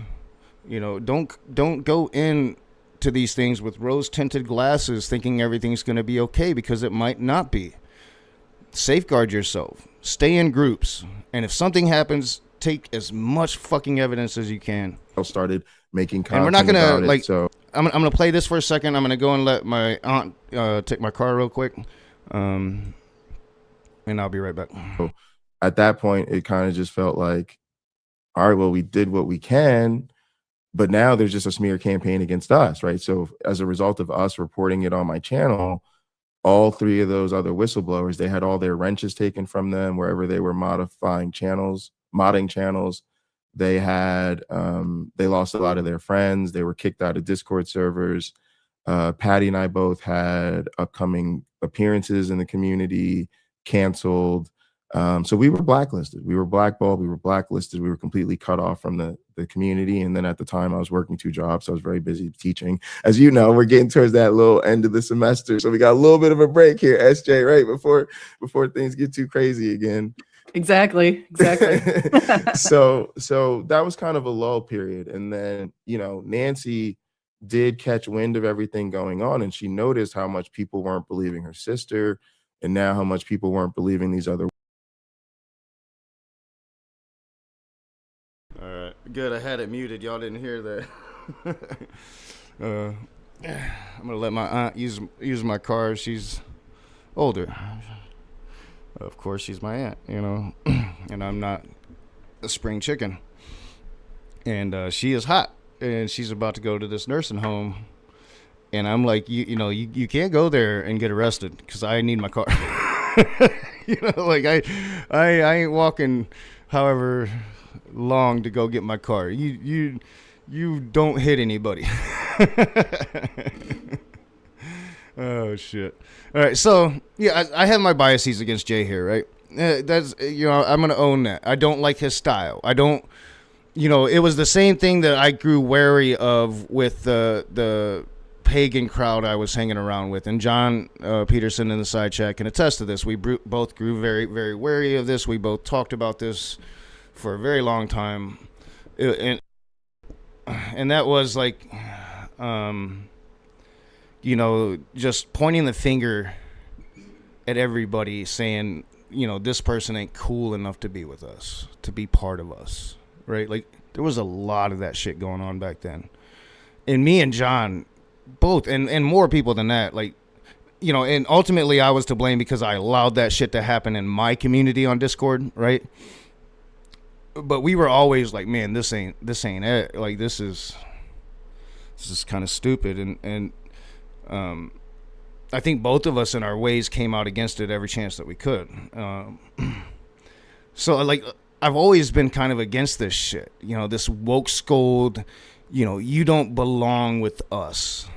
Now, in some instances, that is fucking worthy, right? Like, that anthem of K. Dot, ain't like us, right? That's worthy, you know, of let's say the MAGA ilk and their pedo protections. ain't like us. But it shouldn't be this like defined thing. You didn't say this word. You didn't take this stance correctly. You know, I was getting a lot of that back in the day. And fuck that shit. You know what? I am me. I stand for what I stand in, for what I believe in, and I do it the way that I think is the way I need to do it. It's right or it's wrong, but fuck you to tell me to do it your way. Because fuck your way. What has your way gotten us? Donald Trump? Christian nationalism ruling the fucking world? I think I'll do it another way. That's all right. I can't. Let's get away from clean cut Jay here. Let's go to like more of the conversation. This is like kind of like the start of the conversation. I'm not sure how Maya is involved, and sometimes Maya's mic can be a little lower. So hopefully I can, like, if I had this edited, I could turn the volumes up, but I can't do that too much here because I got everything jacked as it is. To say, oh, you just need to calm down. This is not productive. That's not too bad. It's unproductive. Why are the rational side? Why are the peacemakers always the ones they have to be calm and rational? I'm like, you know what? At some point, like, assholes need to be called out for what the. No, I see. I haven't seen any of it. Like, you know, I haven't been to Jay's channel at all. I don't think I've ever been to Jay's channel. Let's go to, what is it, Pocket Locker? Oh, no, I need to be in YouTube, not Google, right? Yep. Use the thing right, knock. So Pocket Locker. I don't think I've ever been to Jay's channel. Oh, he's not that big. 1.17. Okay, I thought he was bigger than that. All right, yeah, we'll subscribe. We'll look at some things. We'll see what's going on. I do like, and that's like the kind of the point of my, you know, like I'm admitting I'm being stupid right now because I don't have all the fucking information, but I do have, like, I did read a lot of it. You know, like I read the victim statement. I have red flags there. Now I'm not going to go through and even really point out red flag by red flag by red flag there, because I don't want to take away from the fact that the victim can very well be a victim. You know, like I really want to safeguard, like, if something did happen to this woman, I think she deserves justice, right? Like, she deserves justice, and the person that did it deserves punishment. But if something didn't happen to this woman, and for whatever reason these are like false allegations, then the same can be said for in the same exact way, right? Because you're potentially ruining somebody's life with that.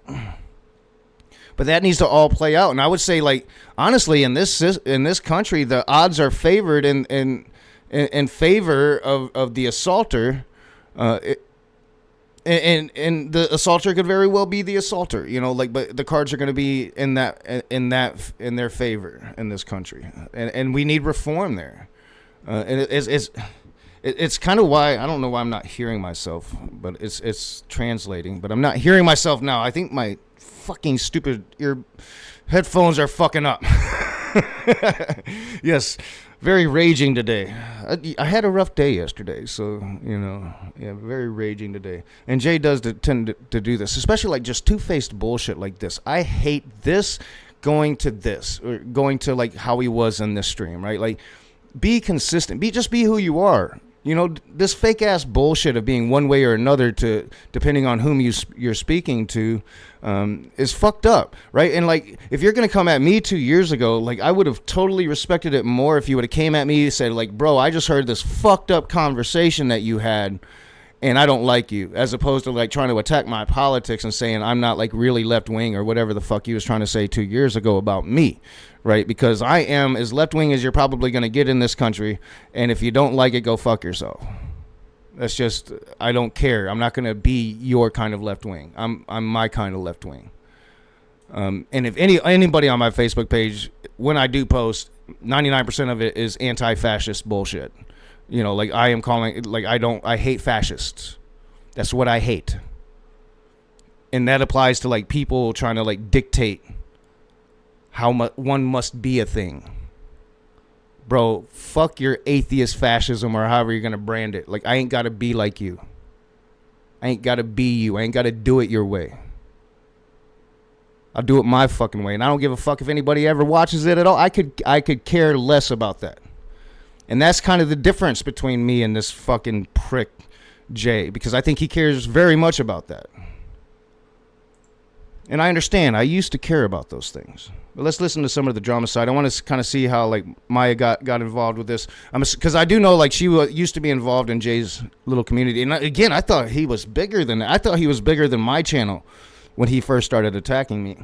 So I just had this like false assumption of this person's material value from the very beginning. The fuck they are, as do the people that protect them. They only feel comfortable doing this because they have an audience. And fuck that. Fuck you and your audience. I'm going to say that to you. I'm going to say this to your audience. Jay Bunny has me blocked. Yeah, fuck you and your audience. On most things, and not because I've said anything to him. I haven't said anything to him. He shared one thing with me. She's blunt. And I she speaks the truth. from KC, she's a truth speaker. That was in his chat. And I copied it and posted it. And I'm like, why are you blocking people? This is real. Like, just not saying that Nancy's a liar. I don't have enough information to say that. I've never called Nancy a liar. I'm not saying it now.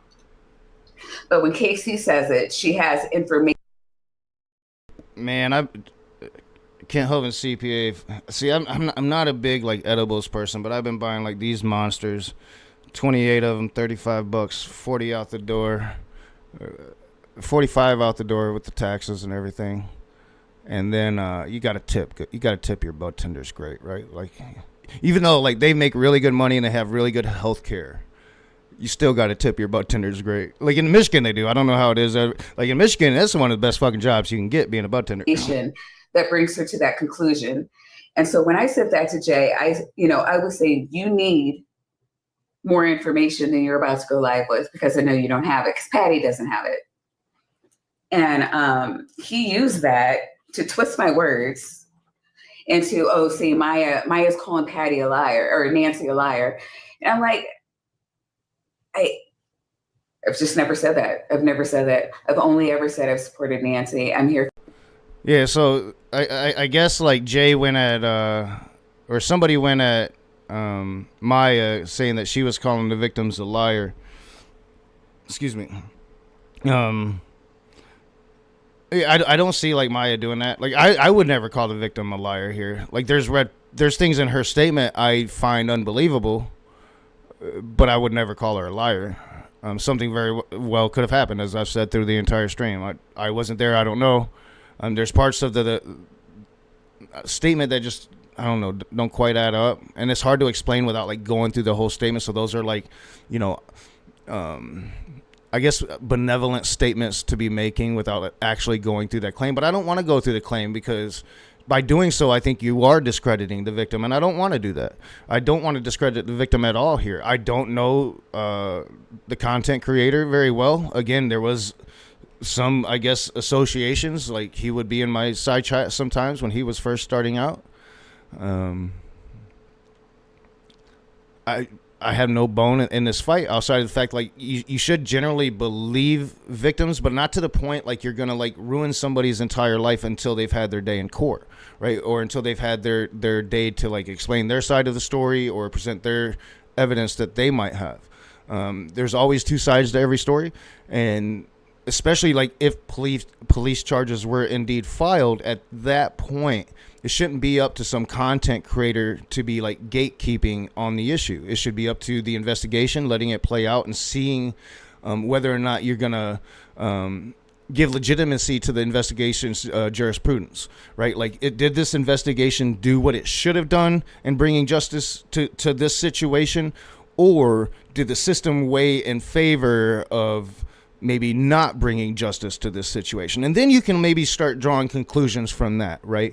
And then maybe like start actually doing activism in your life to work towards fixing that issue within society. And there are people doing that work right now that you can join very easily. It's called Google. It's called Google, and we need to fix that. Like, I'm a strong proponent of that shit. Like, that's one of the major things in society that needs to be fixed, is the ability for victims of sexual assault, especially when it comes to very powerful men with very good legal representation, to have their fair day in court. But you're not going to get that by going on the internet pointing fingers at, I don't know, people like Oz or whoever you're fucking pointing your finger at, saying you're either not doing it right or you're wrong for having your own opinion. And honestly, like, guess what? Like, doing that kind of fucking shit is why we have Donald Trump. It's why people went right. Stop doing it. For Nancy today, if she called me, like, I jump out of here and, you know, we'd be organizing, like, what is it that Nancy needs? I don't, like, he's putting words in my mouth that other people, like, they won't come back and ask me about, like, none of them. Actually, and I'll tell you something today. John Fabiato came into, just started, and it happened with a bunch of people. He was just sending them songs from Facebook that had really kind of weird lyrics.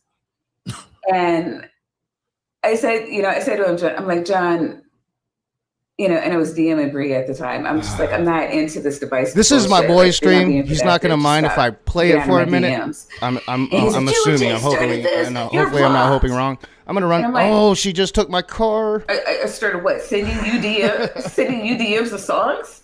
Like, I asked you to, like, if that's what it takes for him to, like, not harass. She's probably gone. All right, let me play it. I'm going to call her real quick. Fine. But, I mean, it's just weird. It's like Jay gets in people's heads. And like they're just not listening to reason anymore. It's just really fucking nutty. For whatever reason, I'm Team Elliot, even though, like, I'm on record saying I've never had a conversation with Elliot. We're not friends. He's on my show twice to promote stuff that he was doing, which is what I require. I'm not a community bulletin board. If you want to show something, you have to come on my show. You know, and LA did that twice, but, you know, and that's the only time I've ever spoken to him about any. Oh, I'm sorry. No, he, there was this, the Skeptic Haven thing. It was me, you, Mandisa, and some other people. He's the one who So I got to get back to vaping. I quit vaping, and I'm fully back on smoking cigarettes now. Because back when I was vaping, I always had like 2, so I like never ran out. And now I'm like sitting here like about to throw a fit, like because I don't have my cigarettes, but she's not going to be gone long. It shouldn't be too bad. I got to get back to vaping because I was like on the verge of just quitting vaping, and then I went right back to smoking for some reason, and now I'm locked in again. So I got to get out of this fucking nasty phase. And I was just talking smack about the fatties I'm smoking, but I'm getting rid of that too. Like, that's the next step, is to get rid of weed. Contacted me to slot me in for that. So yeah, he did contact me first, but I mean, I've only ever talked to him for business. It's never been anything personal. I don't know why he's saying all this bullshit. All I have ever done, and it's not just Brie and Ember, they're just ones that have been vocal, that have shit on their channels saying it, but it's not just the 2 of them that feel aggrieved. And I can say Glenda Jordan, because she now has a video that she put out yesterday stating, how misogynistic she thinks Jay is. It doesn't appreciate being called a raggedy bitch, a teeming stripper, other things that he's done to slut shame her, to try to discredit her, because she came out as being on the NaNoCon organizers, one of the people. So I don't know the context of what she's talking about here. I figured like this would be some of the like juicier, like behind the scenes stuff, and it sounds like that's kind of what we're getting. And that type of shit, like why would you speak of anybody that way, right? Like, that's like, when I'm watching those John Bravo videos, and he's talking about clavicular, or a couple of the other videos that I watched, like whether it's their persona or not that he's like portraying, I don't think like I could like hang around a person that views like women in the way that he's portraying them with the terminology that he's using, right? Like, it's like, and think whatever you want to think about, like, I don't know, somebody that's going to put themselves out there to particular people, like clavicular, or even more like I don't know, misogynist people, I would say, like, you know, like somebody that would put themselves out to like sneako or seeking fame, whatever like motivations that a person is utilizing.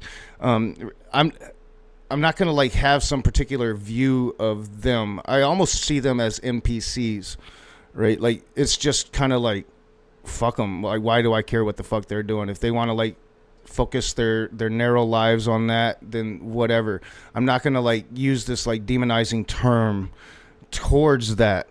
It just seems like, I don't know, benign. It seems stupid to me.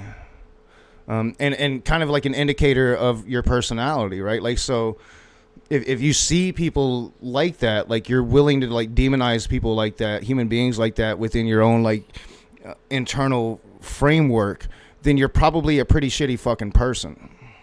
People that are doing education on assault awareness, sexual, oh God, I'm sorry. It's like 7 a.m. here, but just like educating people on, you know, how to identify, you know, consent, non-consent, things like that.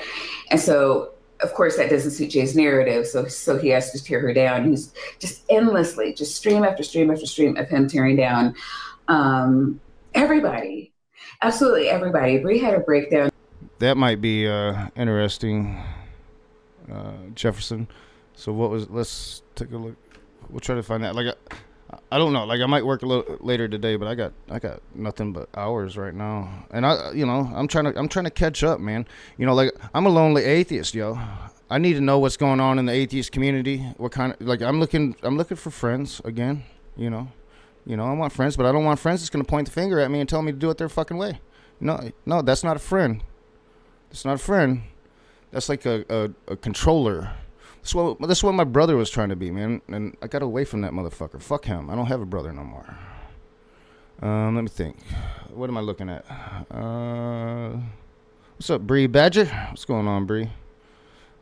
I still don't quite understand how you were involved in this, Bree. But I'm gonna find an understanding. Like, maybe I should have like a fucking room and people can inform me. Maybe I'll do that. Like, I think I'm probably gonna take the day off tomorrow. Maybe I'll have an open room tomorrow evening. I just can't go too late. Let me see. What am I looking for? I was looking for something in particular. Glenda Jordan. Let's find Glenda Jordan.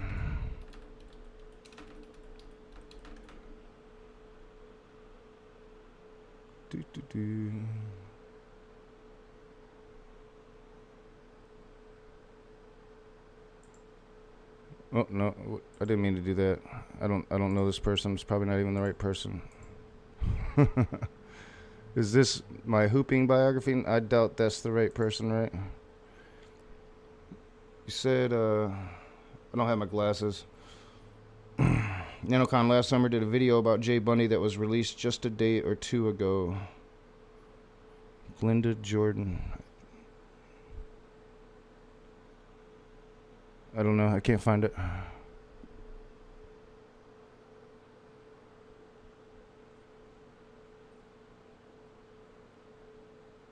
I'm on YouTube, right? Yeah, I'm on YouTube.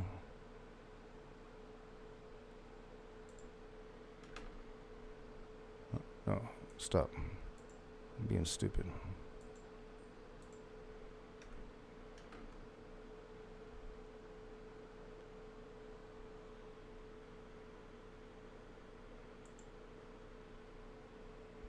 I think I found it. All right. So Glenda Jordan, entertainer, artist, model, and atheist activist based in Las Vegas.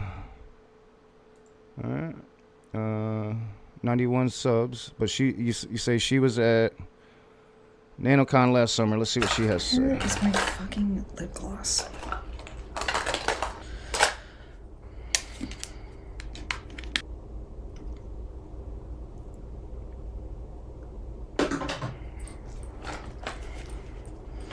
All right.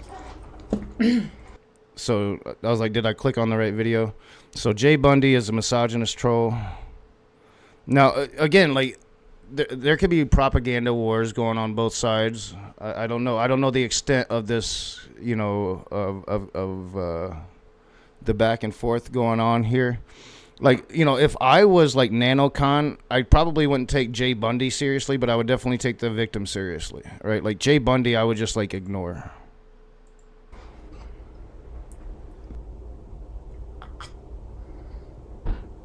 Hi.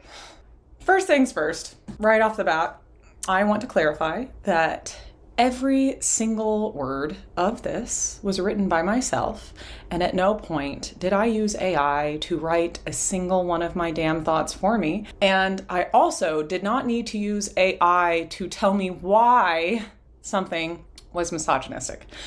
That being said, let's get into it. As you can see or notice from this channel, that I don't have much of a channel here. I barely have any subscribers, and I almost have no content. This only applies to my YouTube. Obviously, I have other social media, my Facebook or whatever, that does have a lot of content. So why am I making this video? And what the hell is this even about? First, I'm making this video on YouTube because this is kind of where most of the conversation has been living, so feels appropriate to put it here.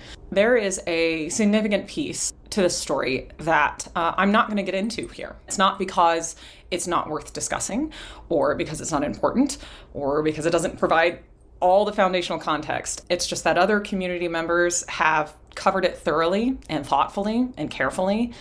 And I've linked a document down below. I've linked a video talking about this document down below. And I encourage anyone to truly take the time to go through it. I am mentioned briefly in this document as an eyewitness to some of these events, which is why I'm kind of being involved. So yes, if you'd want to pause this video. See, let me, because I read, if it's the document that I read, that would be interesting, wouldn't it?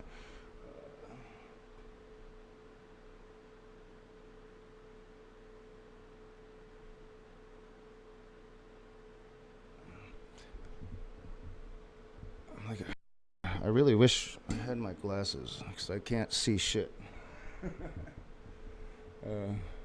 I do. They're right over there. Give me a second.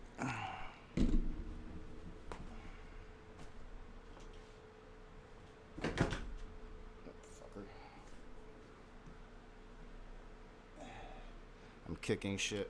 That shouldn't be down there anyway.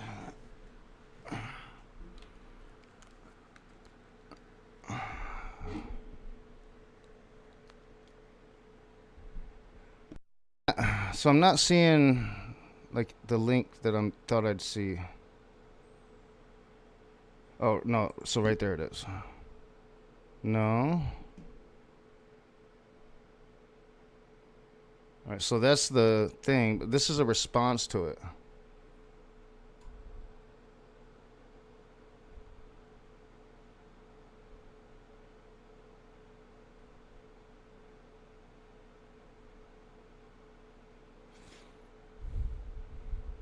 I'm just kind of reading here. So what happened at NaNoCon 2025? I'm not sure who this is by. This was linked in her video, which is here. So this is I thought this was going to take me to the document that I read. Right, so this is the document that I read right here. But this is just a screenshot of that document. So, and then they've got, so DMs, I would guess.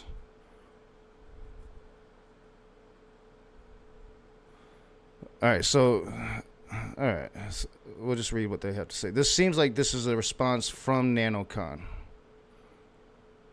which is part of the story we should probably know. All right, so at NaNoCon 2025, an incident allegedly occurred between two attendees, Elliot Martin and Nancy Viswanathan.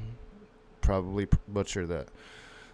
Nancy states she gave a statement on site at NaNoCon and asked to handle things herself, but later filed...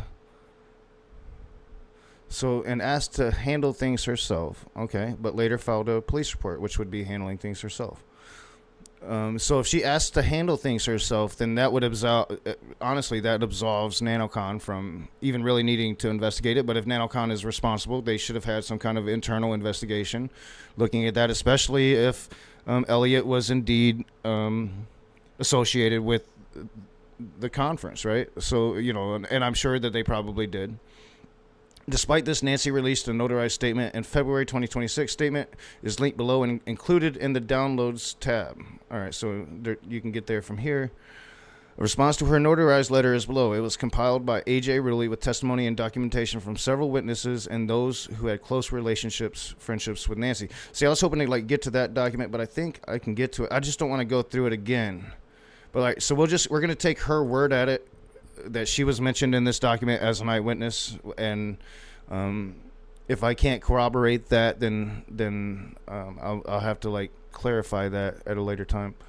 I'm not done here though. So many of us have refused to speak publicly about the situation because Nancy wanted it to be private, which again, if the victim is asking to keep it private, that she's going to handle it herself, and she initiated a private investigation, then yes, they should stay silent. Even if people are asking them about it, then I think the responsible thing in that situation, until you have other reason to do so, like maybe said somebody's sister going around and not being silent about it and then making accusations at the conference itself, that might give you a reason to start talking about it or releasing some of the things, right? This all seems fairly reasonable response, like something that you might expect if you're going to go out there and start accusing the conference of some kind of foul play here, right? Like if you literally ask them to kind of to keep it private, let her handle this situation in the way that she wanted to, and that doesn't have to include involving the police. Maybe she wants to just move on and never think about it again. That would be her right to do that, right? I would say that, you should, if something did happen, you would have kind of a responsibility at some point to come forward. But that process is different for everybody, and the length of that process is different for everybody. And I'm not going to be somebody to tell you how long that process needs to be for you, right? But now, if you're asking that of the conference, then yes, they should be silent about it until there's a reason not to be silent about it. So many people, including Patty, which would be the victim's sister, violated those wishes from day one. We have kept her privacy as long as possible, but at this time, there is too much at stake and too much harm done in Nancy's name. So again, yeah, that would be a legitimate reason to break your silence, I would say. Now, again, when it comes to stuff like this, I hope, just be aware of the law. If you cannot release private conversations in some state without the other person's consent. So as long as you're aware of the law and as long as you're within the confines of the law, you are quite free to do this at any point you feel like you need to, right? Especially if you do have legal representation telling you something like this would be okay, which I would assume that a conference like this would have. Somebody like me, probably not, but a conference, I'm going to assume they have some kind of legal representation and advising them on said things. This is Nancy and AJ. So this is Nancy talking to this AJ person. I'm going to assume, which I know Casey Gleason, I'm generally a person that likes and agrees with most of Casey's politics and the things she says when she's online. I really like her husband. I've never hidden that fact. I like GE. I always have. He's one of the first atheists on YouTubes I was watching way back in the day when I first started watching atheists on YouTube. So he actually did a lot for me in giving me the confidence to be able to come out and speak about my own atheism at some point, right? He was one of those people that really he was doing it, I can do it, right?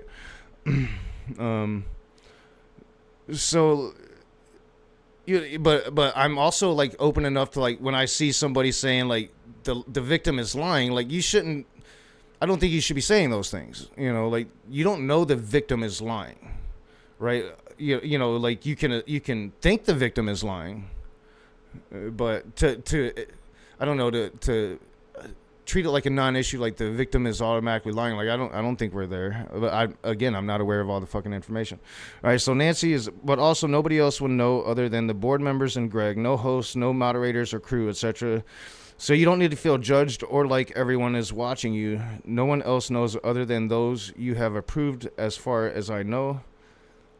Well, Helen did say she told Bree, but when I asked Patty, she said she thinks you told Bree, which means Dr. Ben knows because they live together. So I'm assuming that's the Bree I know.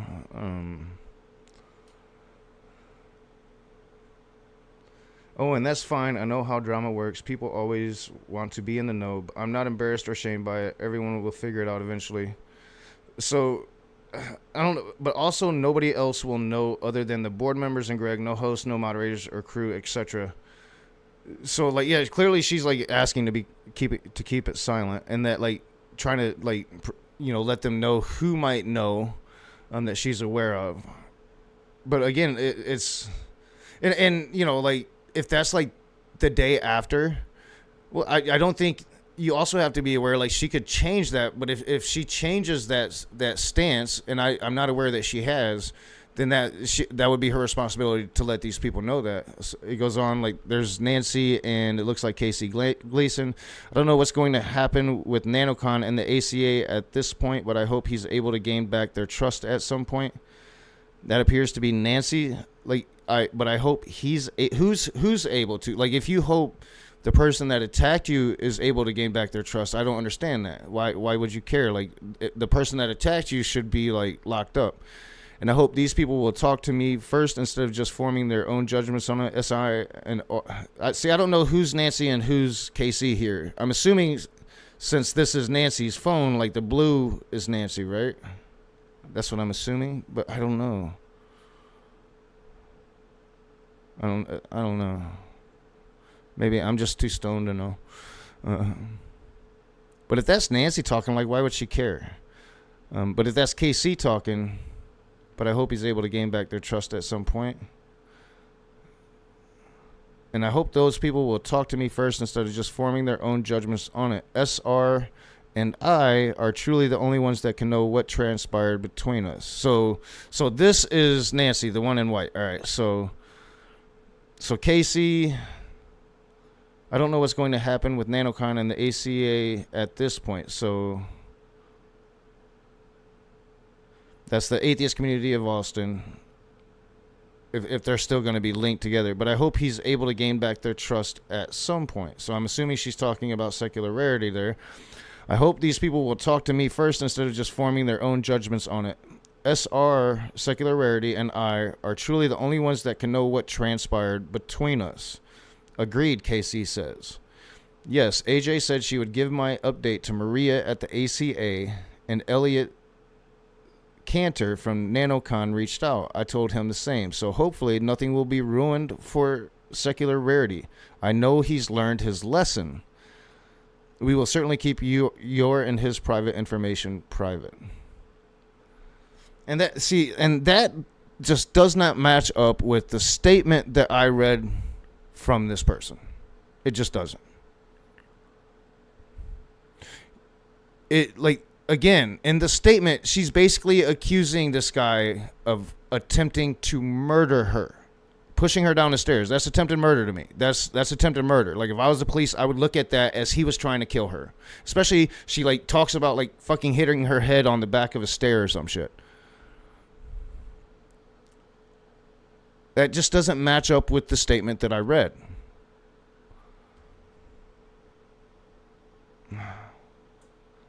See, and would explain maybe why KC has the opinions that she had and she was expressing in that side chat the other day, right? Like, no crime here. Like, the fucking victim's even saying, like, oh, he learned his lesson. Like, what the fuck is that? Like, no, like, not if what the statement says is true. No, that's not how it works. He learned his lesson. No, he needs to be fucking. If the statement is true, this is a very dangerous person that needs to be in prison. If the statement is true. This is the continuation of that conversation. So that's Casey telling her, we will certainly keep your and his private information private. And I'm glad AJ was part of the ACA stuff. So and then Nancy says, enough people know that I don't think I'll stay private for long, but that's fine. It'll blow over eventually. Given how you and he are both handling it, I think we've got the best shot of it being contained. So, and I don't like that. I don't like that, like, intonation of being contained. But again, that's at the recipient of, at the request of the victim, right? Like, to contain this. Only these people need to know about this, right? That's just fucking weird. General timeline. So it's kind of weird. Like, this is like kind of what the atheist community has come to. I think me and John could, especially, like, we've had talks about this. Like, this is kind of like, it's not weird. It's kind of like not surprising.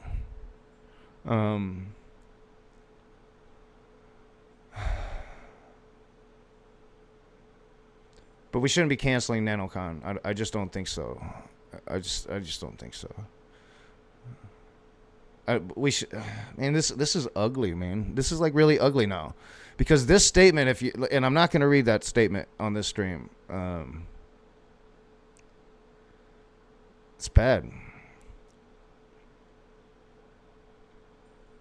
and that's not reflected in these private conversations that happened before this statement was released. That's fucked up. All right. So, so she took me on a little rabbit hole there. But yeah, so we're going to take her at face value. She was an eyewitness to this. And then go take which will take time. Go take the time to read all of that. And importantly, I want you to use your critical thinking skills to go through this. I'm making this video because I think it's important to have a conversation about weaponized bigotry, misogyny, victim advocacy, and accountability. Again, I've linked the document down below, as well as some videos on the matter, and I cannot express enough how much I encourage very thoughtful review of it. In December, a man named Jade Bundy. I'm just realizing, and I need to kind of pay more attention to the side chat, what's going on, because Bree, I haven't caught really anything of what you've been saying, so I'm going to have to kind of go through and try to catch all of that on the playback at some point, because I think you could give a lot of like good insight to what's going on there. And I also got, like, somehow I got disconnected from the chat at some point. I'm not sure why that went on, but my internet access is good. Yeah, how are people supposed to call an ambulance for an accident they don't know happened? Yeah, it seemed like this whole situation seems a little sketchy at this point, especially considering those DMs that were released in response to a lot of this. And again, like, you know, think whatever you want about, you know, because a lot of people have strong opinions when it comes to, like, the atheist community of Austin or KC, GE, Matt Dillahunt. Like, people have strong opinions, and that's fine. Think whatever you want. But, like, I just don't really think, I would hope that these people aren't going to be, like, covering up sexual assault, right? Like, I just don't think that they're going to do that. You know, but yeah, I mean, that's an assumption on my part. But, like, I think that most human beings, like, we are still inherently good, and especially, like, most people do actually care for the causes they stand for.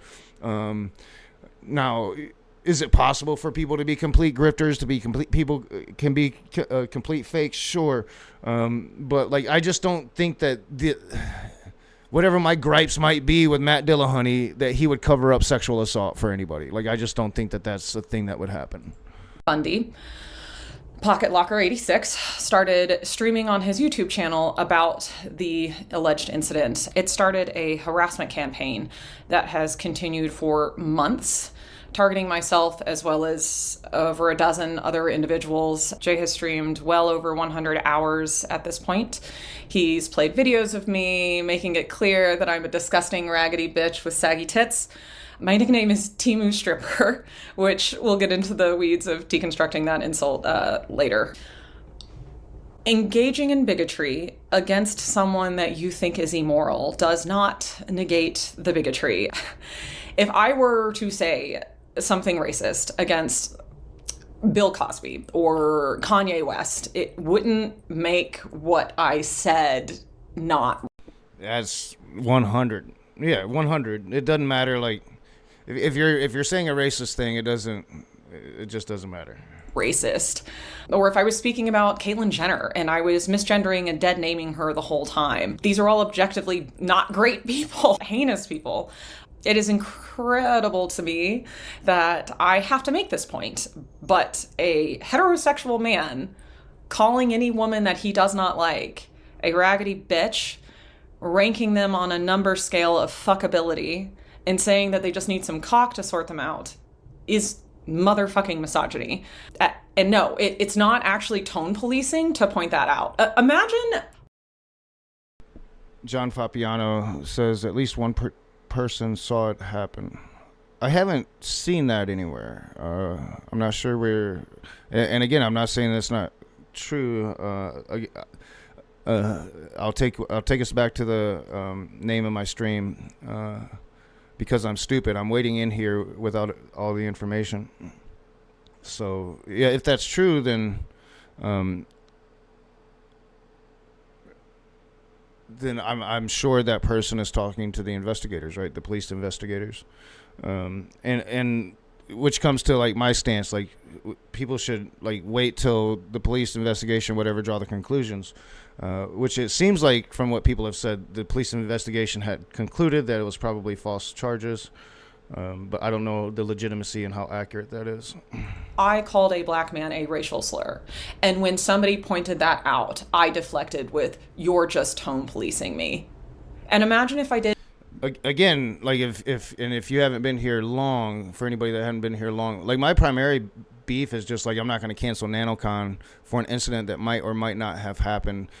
These incidents are going to happen at all of these events, so safeguard yourself as best as you can. Stay in groups, especially if alcohol is involved. Never go away with a stranger that you think you know. You don't know anybody. For two, my stance is against Jay because he's kind of a douchebag. Over 100 hours of that. And every time, like, "Hey, Glenda, using a racial slur against this person is not cool. Like, you're just tone policing me." So here is a tiny brief compilation of how he speaks about women. And this is why I want more professionals to come forward. I want more people not named Maya Atkinson, because that bitch is fucking retarded.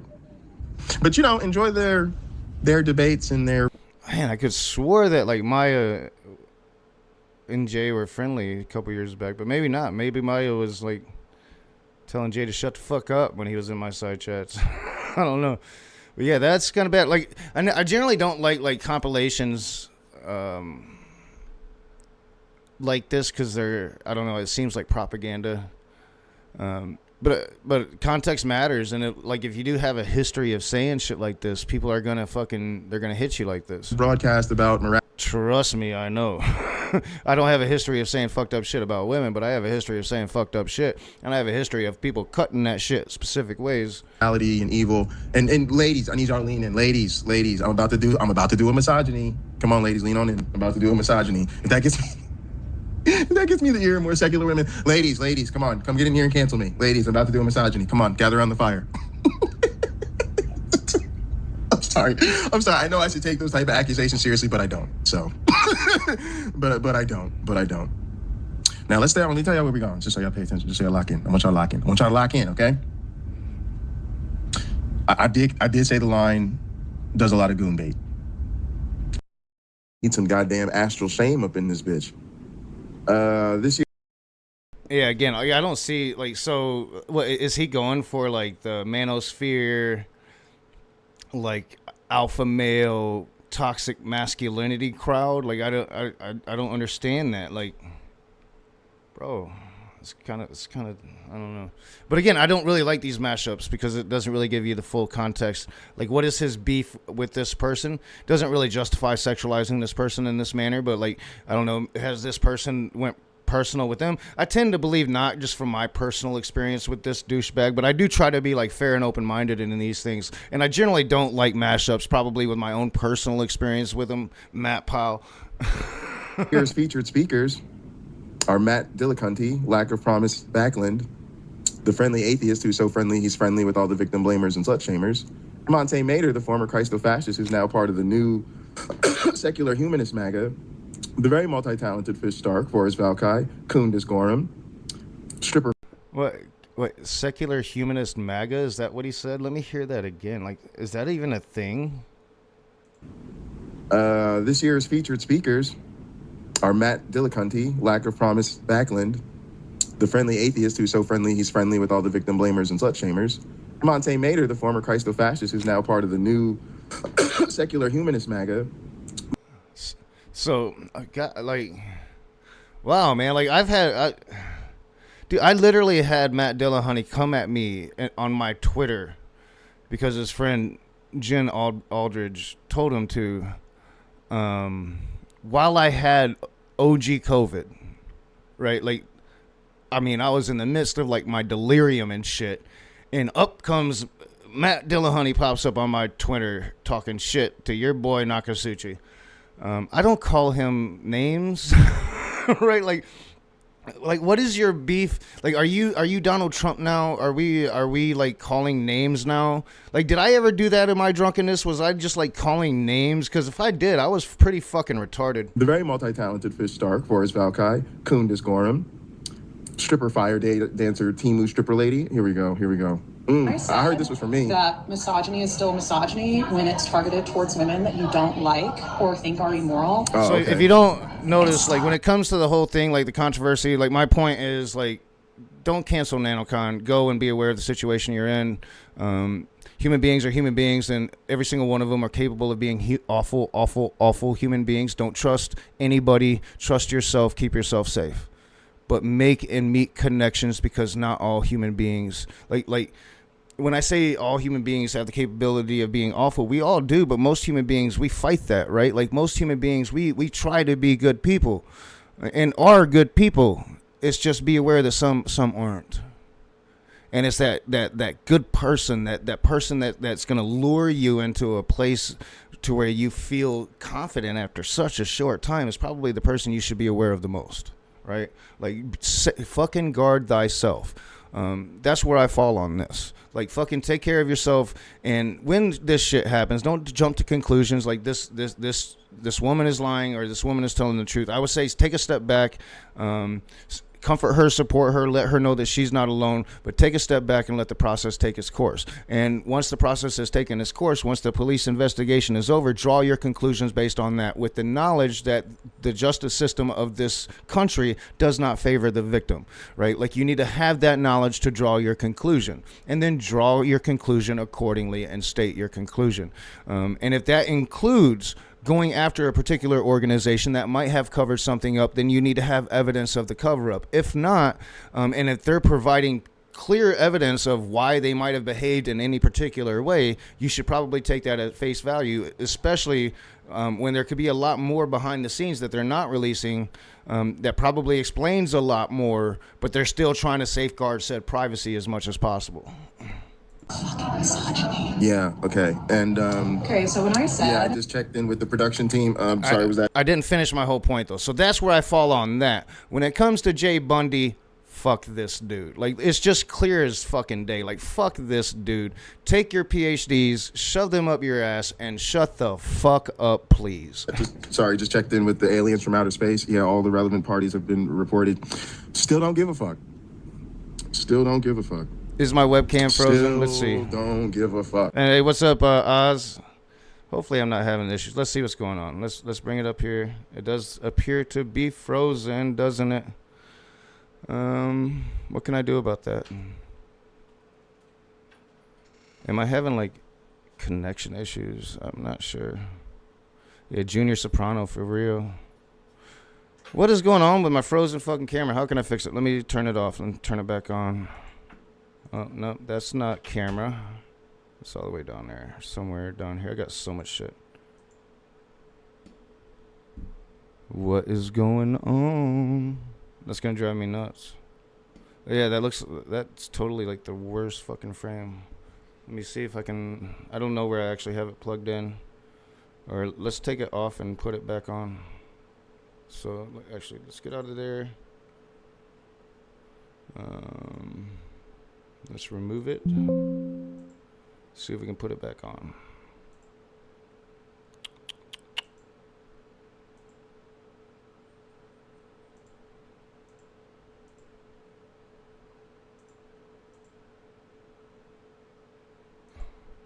Oh, yep, it's working now, ain't it? Let's fix that. All right.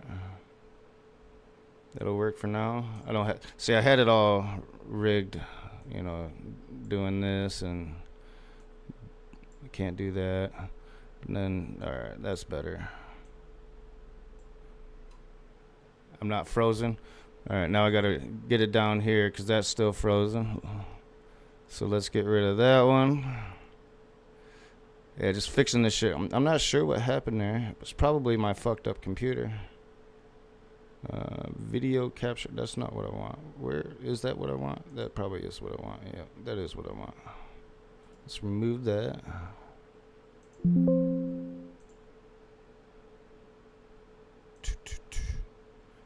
Fucking shit up on camera. I can't freestyle. I'm not Oz. What am I looking for? Alright. Nope, new one.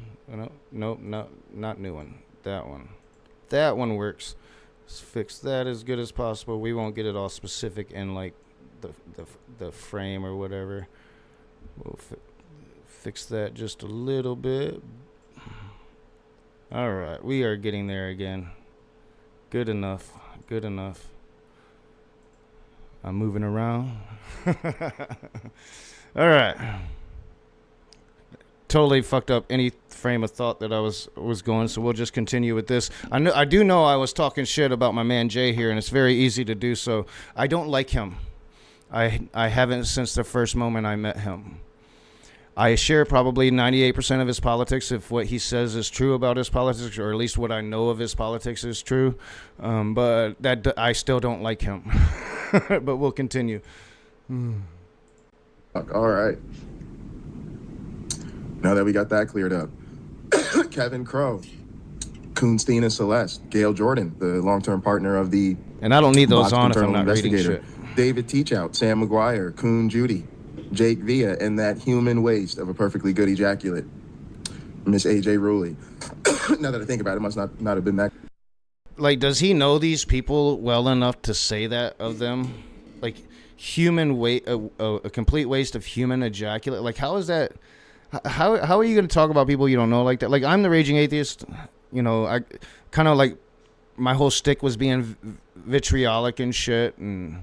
But I don't know. I never talked about people like that. Like, I mean, people are pieces of shit, but waste of human ejaculate, like, that seems like very xenophobic, right? Like if you go around saying things like that, like, I don't know, like, never put this man in a position of power, right? Like, never put this man, like, this sounds like very Trumpian. I don't know. It sounds like something like one of those ilk would say. Great of an ejaculate.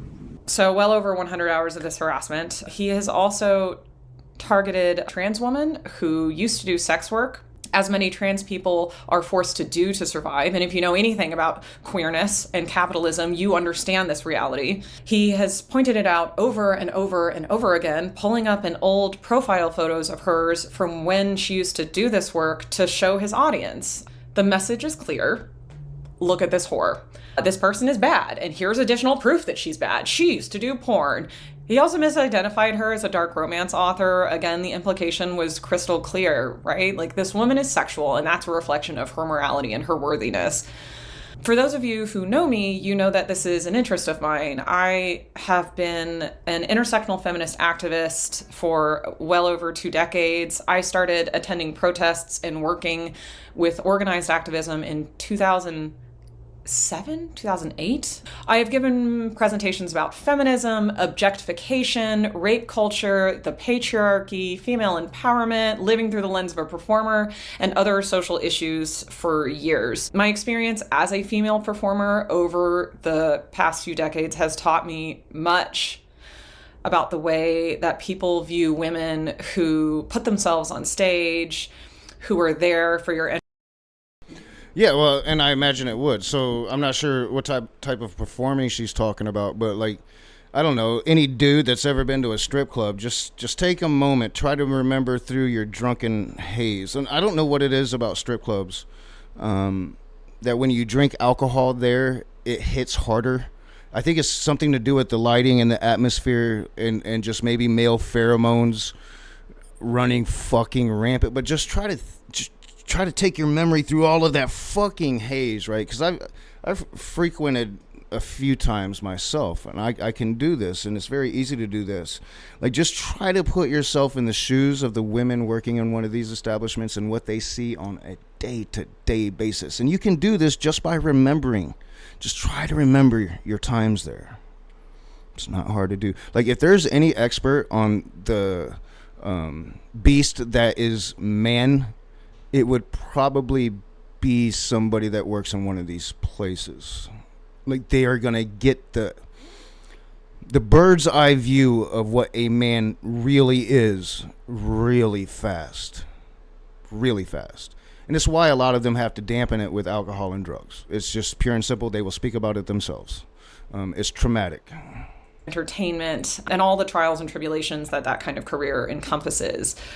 Our species has a extremely long history of judging women on their value and how much we honor them based on how sexual we find them to be, whether or not they deserve to be listened to, whether or not they I don't know can if be my aunt's back or trusted, not, but I whether need a they are fucking cigarette, moral like a at whole all. fucking cigarette, man. The proof is in centuries of art history. I'm an amateur art historian. If you're interested in art, the art history element, and that big nerdy moment of mine, you can check out my presentation on objectification versus empowerment, where I kind of dive into that. I've linked the R for X talk in the description. So this is some of the oldest misogyny in the book, right? Woman sexual, woman bad. So I had a fire performance. I did a fire performance at NaNoCon, and Jay has played a clip of this performance multiple times, prefacing it with trigger warnings like, this shit is so fucking disgusting. And from there developed the Timu Stripper nickname, which is really solidified like as my nickname, and he says it pretty much at the beginning of every stream. First off, fire. All right. I just heard my aunt. So 1 second. Let me figure out what I'm going to do here. We're going to actually switch back over to Oz's stream, and I'm going to be right back. Because I want to kind of get more into this conversation between Oz. So this is interesting. We got three things going on at once. So you're kind of getting some of my ADHD bullshit going on, my OCD type shit. This is kind of the things that I do. My attention span doesn't last for very long. We are going to be going back and forth now. So I still got these things open. These things might still become relevant. That's not relevant anymore. That's the very beginning of the stream. That's how we started all of this. Okay, so we're going to keep that open just in case. We're going to keep that open just in case. We're going to keep that open. I lost a tab I didn't want to lose. I lost Oz's tab, so let's get that back open. 1 second. Ronnie. Things are happening all around me. All right, 1 second. So let's get that back open. Dude, how is that there right now? That makes no sense. So I got this one. All right. I'll be right back. I'll be right back.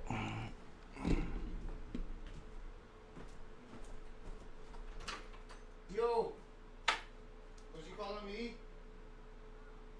Ronnie, did you go down and get my cigarettes? Okay, awesome.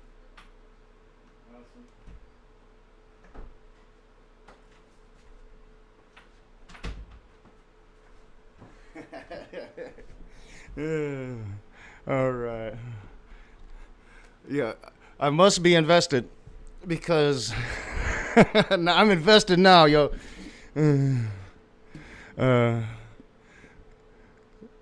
I must be invested because they weren't talking to me. My cigarettes are right here. And my keys are right there. So my daughter came all the way in my bedroom, put my cigarettes on my desk, and I never even fucking noticed. I'm sitting here bitching about needing a fucking cigarette, and they were right there on my desk the whole fucking time. I must be invested. Ooh, Lordy, my OCD can rest. I am very OCD, so when things go unaccording to plan, like realizing my other pack of cigarettes is still in my car, and I just told my aunt she could take my car, my OCD tends to go like, fuck you, fuck you, fuck you, fuck you, fuck you. Like, and it doesn't stop until like I can stop it, and now I can stop it. So let's get back to normal here. Hey, oh, you just need to calm down. This is not productive. Like, fuck productive. Why are the rational side, why are the peacemakers always the ones that have to be calm and rational? I'm like, you know what? At some point, like, assholes need to be called out for what the fuck they are, as do the people that protect them. They only feel comfortable doing this because they have an audience. And fuck that. Fuck you and your audience. I'm going to say that to you. I'm going to say this to your audience. Jay, Is Bree taking off? Let me see. I got to run. Capitalism is demanding. Yes, very, very sad day. Capitalism demanding. I should be actually probably working right now, but I'm having a feeling it's really warm in Michigan today. A little cloudy, but really warm. I think people are going to be out and about, and I don't think my business is going to be very good, so I'm going to get back at it later. But yes, have a good day, Bree. Fuck capitalism. One of these days we'll break the chains of slavery. He has me blocked on most things, and not because I've said anything to him. I haven't said anything to him. He showed one thing of me, and I screenshot, I think, from KC that was in his chat. And I copied it and posted it. And I'm like, why are you blocking people? This is real. Like, just not saying that Nancy's a liar. I don't have enough information to say that. I've never called Nancy a liar. I'm not saying it now. But when Casey says it, she has information that brings her to that conclusion. And so when I said, yeah, and that's a very good point. And I need to take that into consideration, right? So I can disagree with Casey saying that, and I have on this stream, right? Like, I like Casey, but I disagree with that, right? Like, I've said that several times, and I do like Casey, and I did disagree with that, but that's a very good, valid point that I need to take into consideration, right? Casey probably has a lot more information that she's working with. We read a little bit of the information she's working with there, and I kind of have a better understanding now of why she might have come to the conclusions that she comes to. Now, I still tend to side on the side of victims myself personally. Like, and even though there are like many red flags in this statement, especially like I would say more red flags now with this statement than before, considering, in regards to like the text messages that we did read, I would still say like, let's hold up on everything. But again, she probably has a lot more information that she's working with. So yeah, that is something to really take into consideration here. Good point by Maya. Back to Jay, I was saying you need more information than you're about to go live with, because I know you don't have it, because Patty doesn't have it. And he used that to twist my words into, see, Maya's calling Patty a liar, or Nancy a liar. And I'm like, I've just never said that. I've never said that. I've only ever said I've supported Nancy. I'm here for Nancy today. If she called me, like, I jump out of here and, we'd be organized. Yeah, I would second that. Like, I never knew this guy, Secular Rarity, personally. Like, he's never somebody that I talked to. Again, he was somebody that was coming into my side chats. And I think probably, like, at some point he stopped coming into my side chats, right? And I'm not sure why. Probably because he, like, started working with the Atheist Experience, and Jen Aldridge and her crew probably got to him with a fucking recording of a phone call that I was a part of, and that I did say all those things, whatever they were. I was too drunk to really remember. I do know one thing. I woke up the next day knowing it was bad. Like, it was bad. And then I got online and saw that, like, Allie had left. And oh yeah, it was bad, and I don't run away from that. Now, the only thing I say about it is that fucking conversation is an illegal recording. She did the same goddamn thing to John Peterson. She was recording John Peterson and their interactions together. She records everybody. So, like, while I have never heard the recording myself personally, I was probably fully aware when I was saying the things that I was saying that she was recording me saying the things that I was saying. I was just too drunk to give a fuck. Like, what is it that Nancy needs? I don't, like, he's putting words in my mouth that other people, like, they won't come back and ask me about, like, none of them. Actually, and I'll tell you something today. John. And in the particulars, now, it was an illegal recording of me because of the laws of my state. It wasn't an illegal recording of John, and that recording became a very centered focus of a conversation of all the fucking mods for some reason. And, like, the recording wasn't even, like, bad. So my recording was bad, right? Like, John's recording was like John being John, like, just like, what the fuck are we even talking about here? My recording was, like, very justified. Like, she went around and, like, everybody's probably heard this fucking recording. I have never heard it. Again, the laws of my state make it very fucking illegal, but it's a real recording that I really did. It is not AI generated. If you listen to it, I said that shit. I was like, if you listen to it, you knew I was drunk. Come on. Fabiato came into, just started, and it happened with a bunch of people. He was just sending them songs from Facebook. I don't despise Titan Messenger. I just think he's very special. Facebook that had really kind of weird lyrics. And I said to him, John, I'm like, John, and it was DM and Bree at the time. I'm just like, I'm not into this divisive bullshit. Like, if you're not being productive, just stop, get out of my DMs. And he's like, you and Jay started this, you're blocked. And I'm like, I started what? Sending you DMs of songs? Like, I asked you to, like, if that's what it takes for him to, like, not harass me, fine. But I mean, it's just weird. It's like Jay gets in people's heads, and they're just not listening to reason anymore. It's just really fucking nutty. For whatever reason, I'm Team Elliot, even though, like, I'm on record saying I've never had a conversation with Elliot. We're not friends. He's on my show twice to promote stuff that he was doing, which is what I require. I'm not a community bulletin board. If you want to show something, you have to come on my show. And LA did that twice, but, and that's the only time I've ever spoken to him about any. Oh, I'm sorry. No, there was the Skeptic Haven thing. It was me, you, Mandisa, and some other people. He's the one who contacted me to slot me in for that. So yeah, he did contact me first, but I mean, I've only ever talked to him for business. It's never been anything personal. I don't know why he's saying all this bullshit.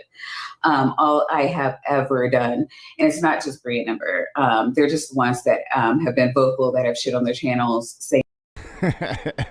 Oh, Messenger, how I missed you and your hot takes. Maya reminds me of Kamala. She's a little flip-floppy. Oh, Messenger reviews. But it's not just the two of them. I love Maya. And Maya's too far left to be reminiscent of Kamala Harris in any manner. Grieved. Actually, and I can say Glenda Jordan, because she now has a video that she put out yesterday stating, how misogynistic she thinks Jay is. It doesn't appreciate being called a raggedy bitch, a teeny stripper.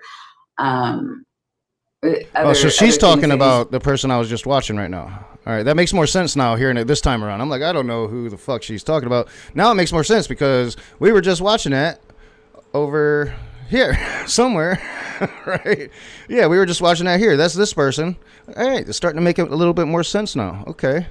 I'm getting there, y'all. I'm getting there. Then to slut shame her. I'm invested. To try to discredit her because she came out as being. Gotta keep this like OBS on to make sure the NaNoCon organizers, one of the people that are doing education on assault. At least now the glasses are off and I won't look like Junior sexual. Oh God, I'm sorry. It's like 7 a.m. here, but just like educating people and how to identify don't start on the Shannon consent, non-consent, things like that. that's a man. Oh, you want to talk about way back on this channel? Whew.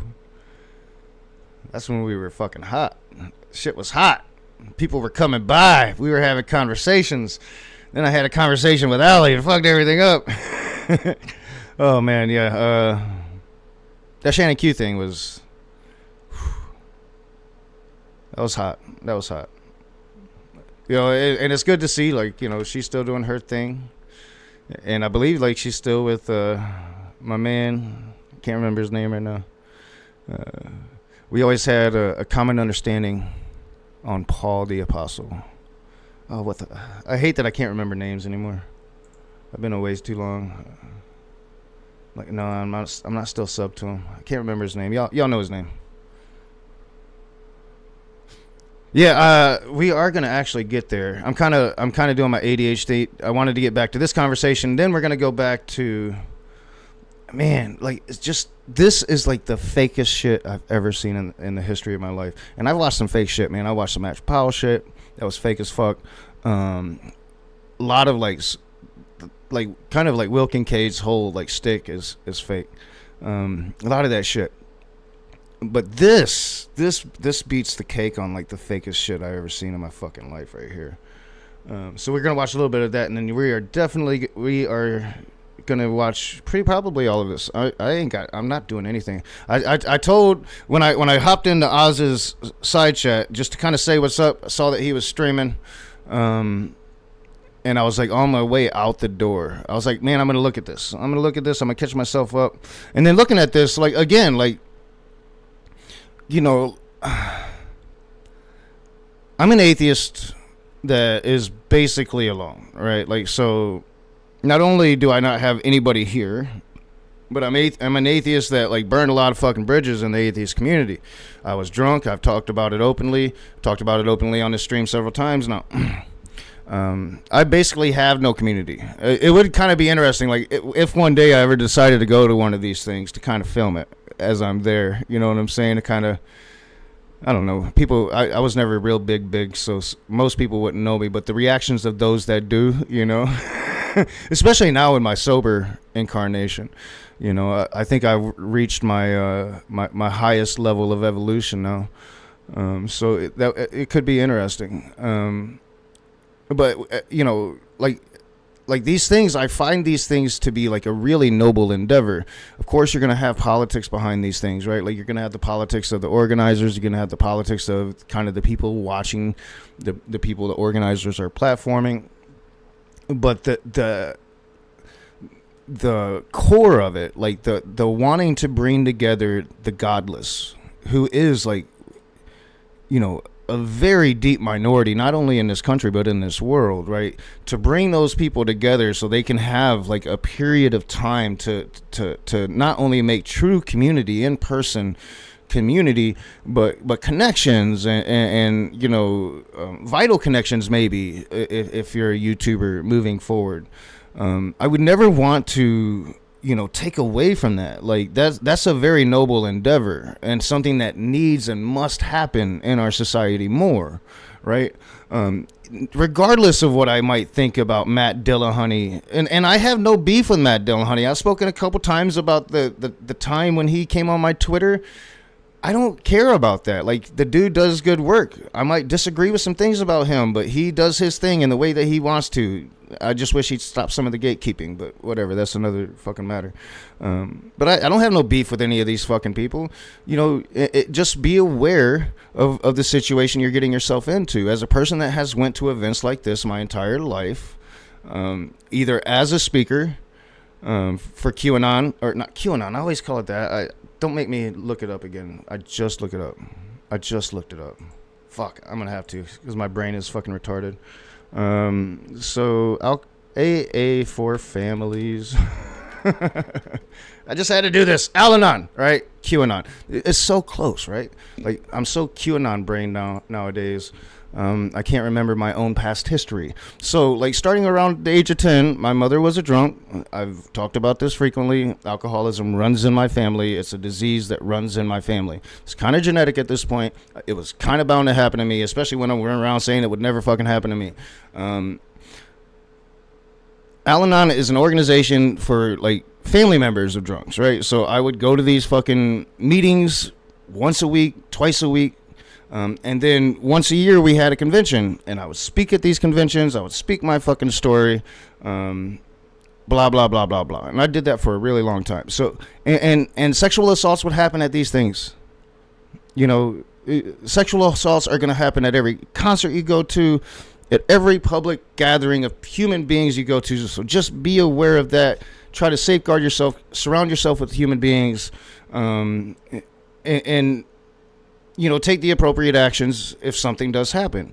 It sounds like that happened here. Whether the story of the individual is to be believed or not, that's for the investigation to pan out and for you to make your own personal decisions on where you're going to fall on that. But I don't see any need to demonize the place where it happened. I just don't see the need for that. In regards to that, now in regards to Jay Bundy, I've said it several times now through the stream, but I'll never get tired of saying it. Fuck that guy. Like, fuck that guy. So yeah, we'll watch some more of this right now, and then we'll kind of hop back and forth. I did have an outfit reveal at the beginning of my performance, but I was not engaging in sex work in any way. Can you remember any of your future history? When fire performing, because fire, can catch stuff on fire. It's literally just a safety Put that decision totem down. as a No, performance I will never artist. put the totem but down. The point is that should not matter. It would not be unethical be for worse. me Like, I to could be, be like, doing a sexualized fire dance. like- I really want to make that clear. I'm not attempting to. Actually, it's okay for me to show my body, and it wasn't that sexual. And I'm like, I don't. It's okay for me to be sexual. It's also okay for my body to be sexually stimulating to others. That's fine. It's actually fine. Calling me a Temu stripper is just a flavor variety of the classic cheap whore. And it's like kind of the issue that I had with Smokey and his approach to Jen Aldridge. Even though that Jen Aldridge was behind the scenes, trashing my name, I took heavy issue with that. It doesn't matter, like, my personal feelings towards Jen Aldridge. Like, I don't understand why you would talk about women in this matter. Like, why, like, to me, it was like a clear indicator that Smokey was probably gay at the time. I don't think I came out and said it. I probably did. But, like, yeah, I mean, to me, like, when people do that, I'm like, all right, like, you just hate women, and you're probably gay, and you hate yourself for it because you can't admit it to yourself.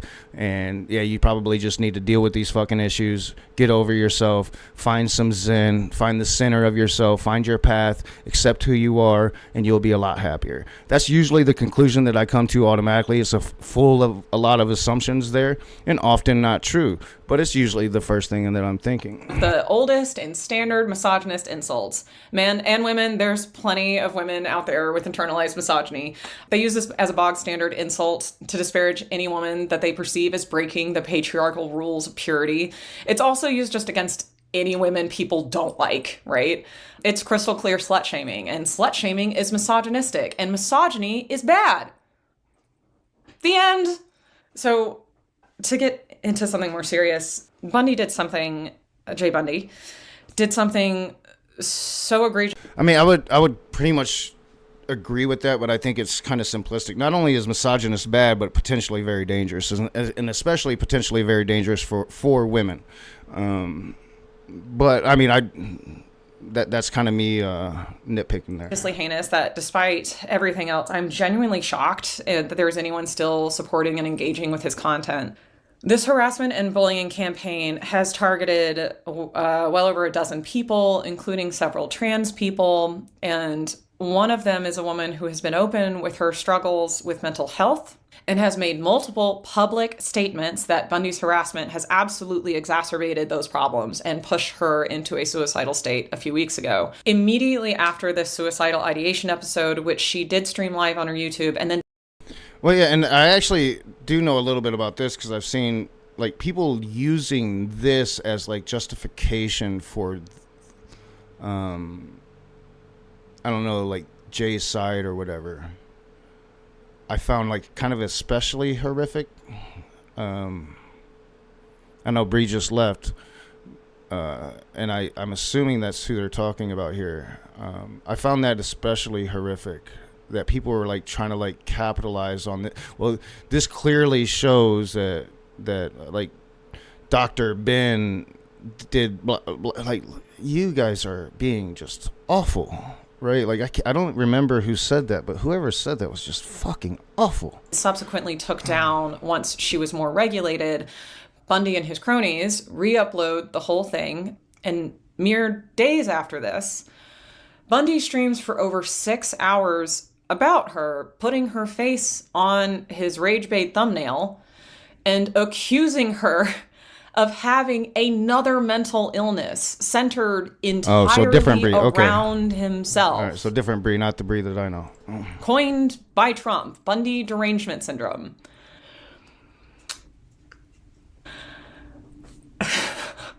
It would not matter how I felt about someone, how wrong I thought they were, targeting an obviously suicidal, marginalized person for your entertainment content is so vile that there truly are not words. It's beyond the pale. He also did a stream a few days ago where he put the face of a dying man on the thumbnail and... See, you know, even, and again, like, so if you guys weren't here for the story of like, my interaction with Jay, It was about 2 years ago, right? It's at the very end of this very long YouTube beef that I had with Smokey Saint. I'm just coming out of that. We had just come out of it feeling victorious after a long run of being made to look like a goddamn fool. A lot of that my doing. I went to some pretty dark places in this 2-year span. It's one of the reasons why I just had to fucking leave for a long time and truly look at myself. Like, am I a good person? Because I did some pretty fucked up shit, right? Like I used Will's wife. I used his kid. I mean, once they started using my kid, I went fucking all out. Like, you're coming for my blood, I'm coming for yours. And I had to really look at myself, right? And my principles. And so I'm coming out of this like very long, obsessive. I am very OCD. So like if I hyper focus on a thing, John Peterson, if he's still here, he's going to fucking tell you, I am not coming out of that focus. And that's truer now that I'm sober, now that I don't drink anymore, than it ever was before. Like if I'm hyper focused on a fucking thing, I'm not coming out of that thing, right? And that's how it was with Smokey, right to the very fucking end. And I was able to prove, because I stepped into this shit, like you want to talk about like not having all your information. I stepped into that shit not having really anything but my knowledge of this motherfucker, right? And came out of it pretty fucking vindicated and proven the case, but came out of it pretty mentally damaged. So Jay comes at me at that moment when I am like on the verge of my nervous breakdown that I'm about to fucking have, and I'm about to fucking like see like fucking demons inside of me and shit, like clearly like cuckoo for Cocoa Puff shit. Like I had overworked myself, you know, to the extent that I had never done before, to the extent that I literally destroyed myself and this channel in the process, right? Like literally did, like live on stream, drunk as fuck, trying to deal with all this fucking bullshit. So I say all of that to say, like, this motherfucker comes into my chat and starts trolling me about politics that we basically share, but I'm just not doing right. It's like, all right, I fuck you, dude. And then not just trolling me, but having his people come at me, right? And I'm assuming, again, he's seeing this conversation that was a real conversation that truly happened and should have never happened, and I'm deeply sorry for it, but at the same time, I was right. So all of that to say, Jay Bundy is a fucking just lunatic dude, right? Like, I don't like this motherfucker. I cannot stand him. And now, like 2 years later, to be coming back into this YouTube thing, and this is like the first thing that's coming on my radar. Again, all of this happened. Now I got rid of it, but all of this happened. Like as soon as I come back, what fucking happens is I am on my like just coming back. Like I'm posting my first video back. Right, it's the first video back, and some motherfucker comes into my side chat talking about this. Talking about my association with NaNoCon. I'm like, what association with NaNoCon? What the fuck are you talking about? So like this obvious like cancellation campaign. The first moment I'm breathing breath on a fucking microphone again, like what is that? What is that? And then to claim like I have some association with this fucking thing, like this is clearly like like some kind of campaign that's going on. Right? So like that's why I am doing this stream right now, because then I saw Oz's stream, right? And now I'm getting a lot more information than I had before. Now I'm meeting Glenda Jordan here, and now I'm seeing a side of I'm gonna start calling him Al Bundy, right? Because he's a fucking dumbass, PhDs or no.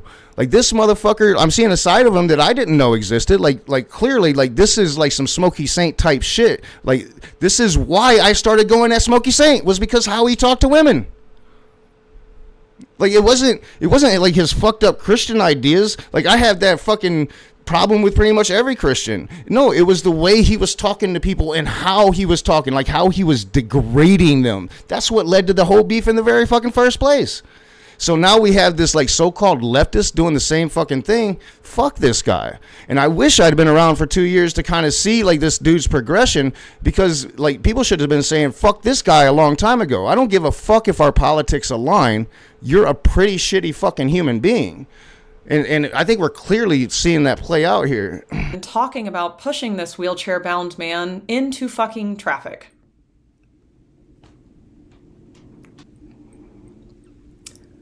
If you sign off on this, if you brush off this heinous and vile behavior as literally for standing up and defending women, you are a ghoul.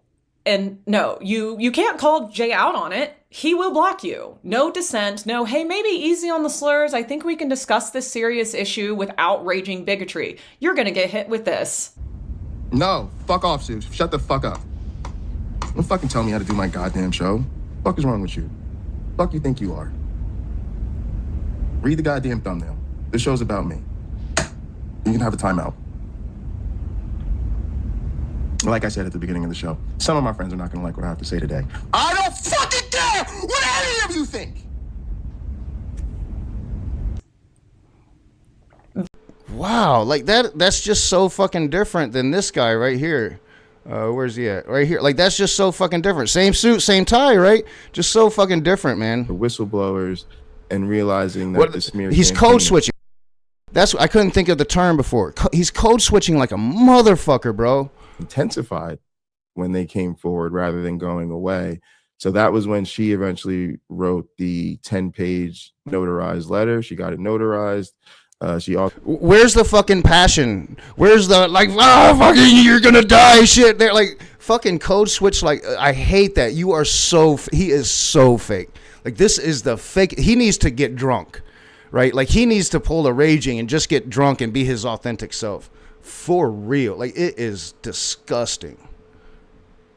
The conspiracy theories have also simply been insane. To date, the current incarnation, it's grown over time. You see each live stream he does, he finds more to add. It starts with, wouldn't this be crazy? And this is just speculation. And at the end, he's stating it as objective fact. So, okay, go get your red yarn and bear with me, right? Okay.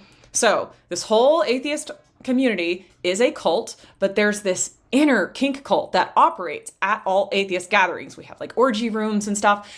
This cult is also controlled by or in cahoots with a literal mob family. I'm in this orgies at atheist conventions. Like, is this like a thing that Ted Bundy's like really saying? Cult as a sexy performer. No, I'm calling him Ted Bundy. We use these conferences. Fucking Jay Bundy.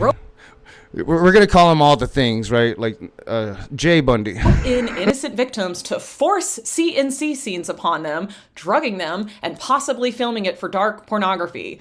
And when this incident happened, all of the orgs, mafia, cult, it's kind of hard to keep track of who controls the other, implemented a literal gag order on everyone. That is his authentic self. I'm tending to agree. Like, that's his authentic self. Like, I kind of agree with the analogy, like, to the whole cult leader thing. I don't know what's going on in his side chats. I haven't been there yet. I'm going to start probably frequenting. He used to frequent mine all the time.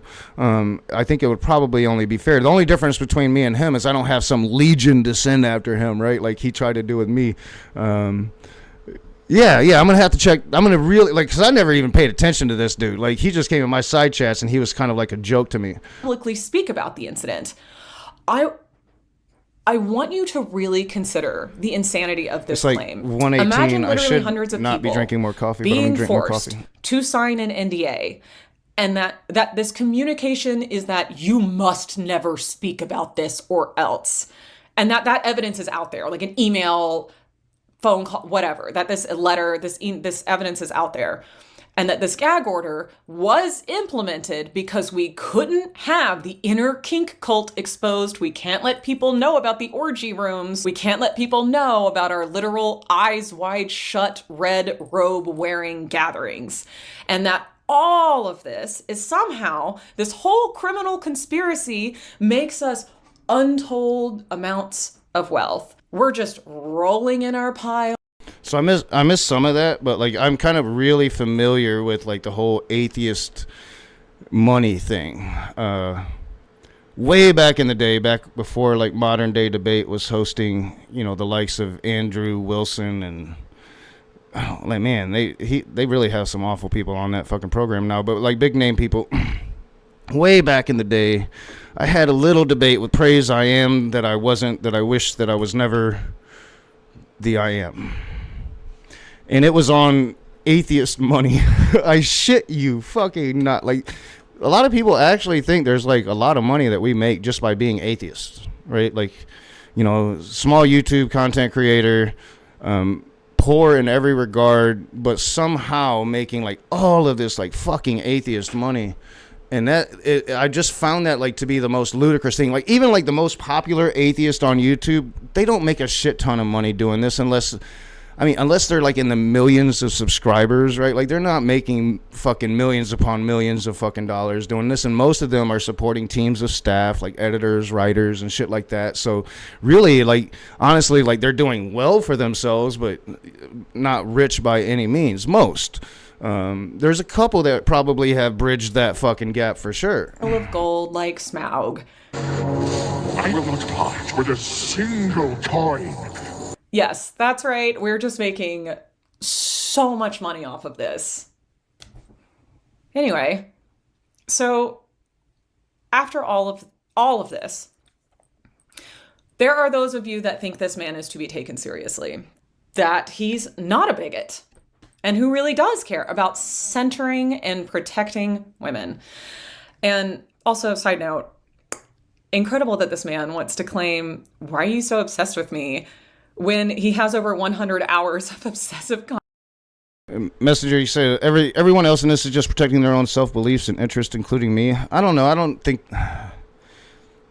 I think people are like having a tough conversation about something that is just honestly not to make light of any victims, but should be like common sense. Like, these events are not going to be like these perfect events, perfectly secured. Like, it's now when it comes to like the whole TwitchCon thing and the Emiru conversation, right? Like, I think that is a different element, especially like if you're having people of that, I don't know, level, like millions upon millions, especially with some of the shit she's dealt with. And it's maybe even considering like the base of people, like a lot of the base of people she speaks to is the Asmongold base type, that, you know, like there was like a lack of security. There can be like a lack of security in these events, but you're never going to cancel these events. Like, you need to be aware in these events, that situations are going to fucking happen, right? Like, really take care of yourself and surround yourself with people that you know and trust. Like it is what you need to go into these things thinking about, right? Like, just because somebody appear, and I'm not saying anything bad about SR here, Secular Rarity, because again, from my interactions with the kid when he was in my side chats, he seemed like a decent kid. I don't know him, but you can't take at face value the persona people might portray themselves to be on this YouTube thing. Always guard yourself, always, especially with human beings you don't know. Content. And for the record, Jay, I didn't bring up your FetLife, the one you link in every single one of your streams as a social platform to connect with you on, to kink shame you in any way. And the intellectual dishonesty of not understanding that I'm pointing out your blatant hypocrisy is genuinely astounding. Jay's been big mad from the beginning on why the fuck did this bitch get polyamory lessons, and why the fuck is this conference so sexual, and what the fuck does this bitch have to talk about BDS? Like, why is that his business? I don't understand that. Like, you know, like, I just don't get it. Like, what people do is not our business. You know, like, and why the fuck would this bitch give polyamory lessons? Probably because polyamory is something not accepted in society. It's very taboo. Most people that would even consider it have all of these like backdrops of dramas and fucking brainwashing, telling them of like how fucking wrong it is and how it can't possibly work out anyway. Like, human beings just don't work like that, bro. You know, like, that might be why somebody might feel the fucking need to like educate people. You know, like, who the fuck are you to determine what this person educates people on? Like, is it harming anybody really? Like, seriously, or is it maybe helping some people to maybe find a place in themselves that they truly didn't know, couldn't figure out a path to, right? Like, that's the whole point of this whole fucking thing, is to normalize godless belief, normalize the sexual liberation that comes from not having some kind of fucking imaginary figure tell you it's wrong to love yourself and love your body. And I just think it's ironic that this man who is publicly linking his fet life as a dom seeking a slave has that to say. First, polyamory is not about sex. I know, you should know because you're in some local like polyamory is a relationship. It's not a sexual thing. polyam groups and should know this, but it's a relationship agreement. Isn't your strength. But that's it's coming to terms with yourself and what you're willing to accept. Like, I think that polyamory, there can be dynamics within polyamory that could be argued could be harmful, and then talk about those dynamics. Like, that's why you need education, right? Like, that's why people should be educated, is so that they can be aware of how, like, the possible harm it might cause you, right? Like, be fully aware of a thing before you're stepping into a thing, right? Like, I find that to be a noble endeavor. Great question. What would exploring relationship dynamics explicitly demonized by religion and antithetical to purity culture doctrine? And by the way, not just like an anti-theist like point of view to find that noble, but a far leftist point of view. Like, this was one of the things that, like, he was attacking me on, is somehow I'm not left enough. I'm not left wing enough for him, right? Like, but like, bro, like,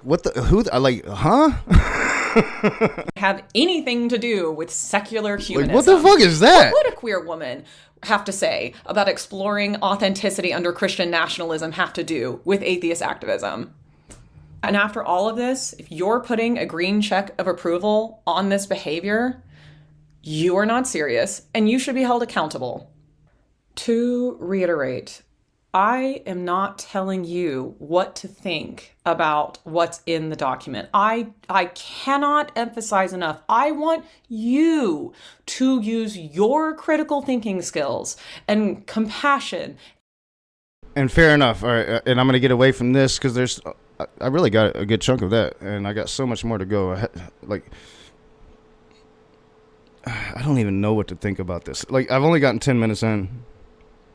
And I don't even really think I've gotten to his appeal yet to Christianity, right? Like, I don't even think I've gotten there yet. And I definitely, there's still more, like, especially like, because I think her name is Claire is going to come in.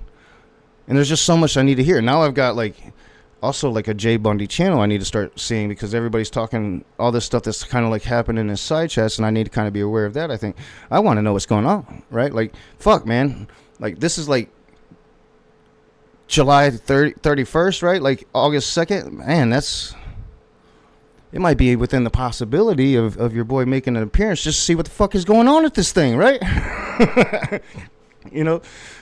Just to see what the fuck is going on. So, of course, that doesn't suit Jay's narrative. So he has to tear her down. He's just endlessly, just stream after stream after stream of him tearing down everybody.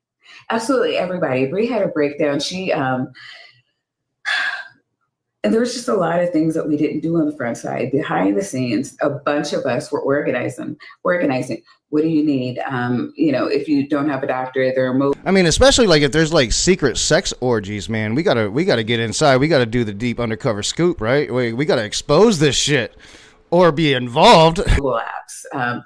Do you need money to make your thing? And shout out to Aunt Jer for finding something free for her, because Trump. Bree lost funding for her medication. So spooky. In January. So everybody joining. The state was no longer funding it. So that put her in a difficult place. And 150 hours. Now, but I don't think I could live with myself to do that. Honestly, I don't know. We'll see.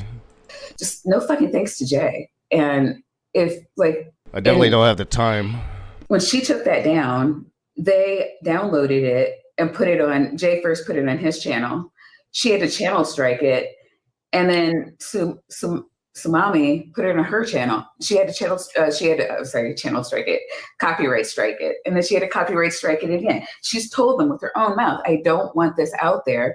And it's actually against TOS from all the suicidal ideations that were in there. It's just so fucking nuts. And I'm not here to like rehash the whole Nancy thing. Like if Casey's willing to come on, she was part of the investigation. AJ was as well. I think it would be great to have, Jay and whoever else wants to advocate for Jay's side to talk to AJ and Casey about. Yeah, and what is the possibility of that? So, like, I don't really get the side of, like, Jay, right? Like, so,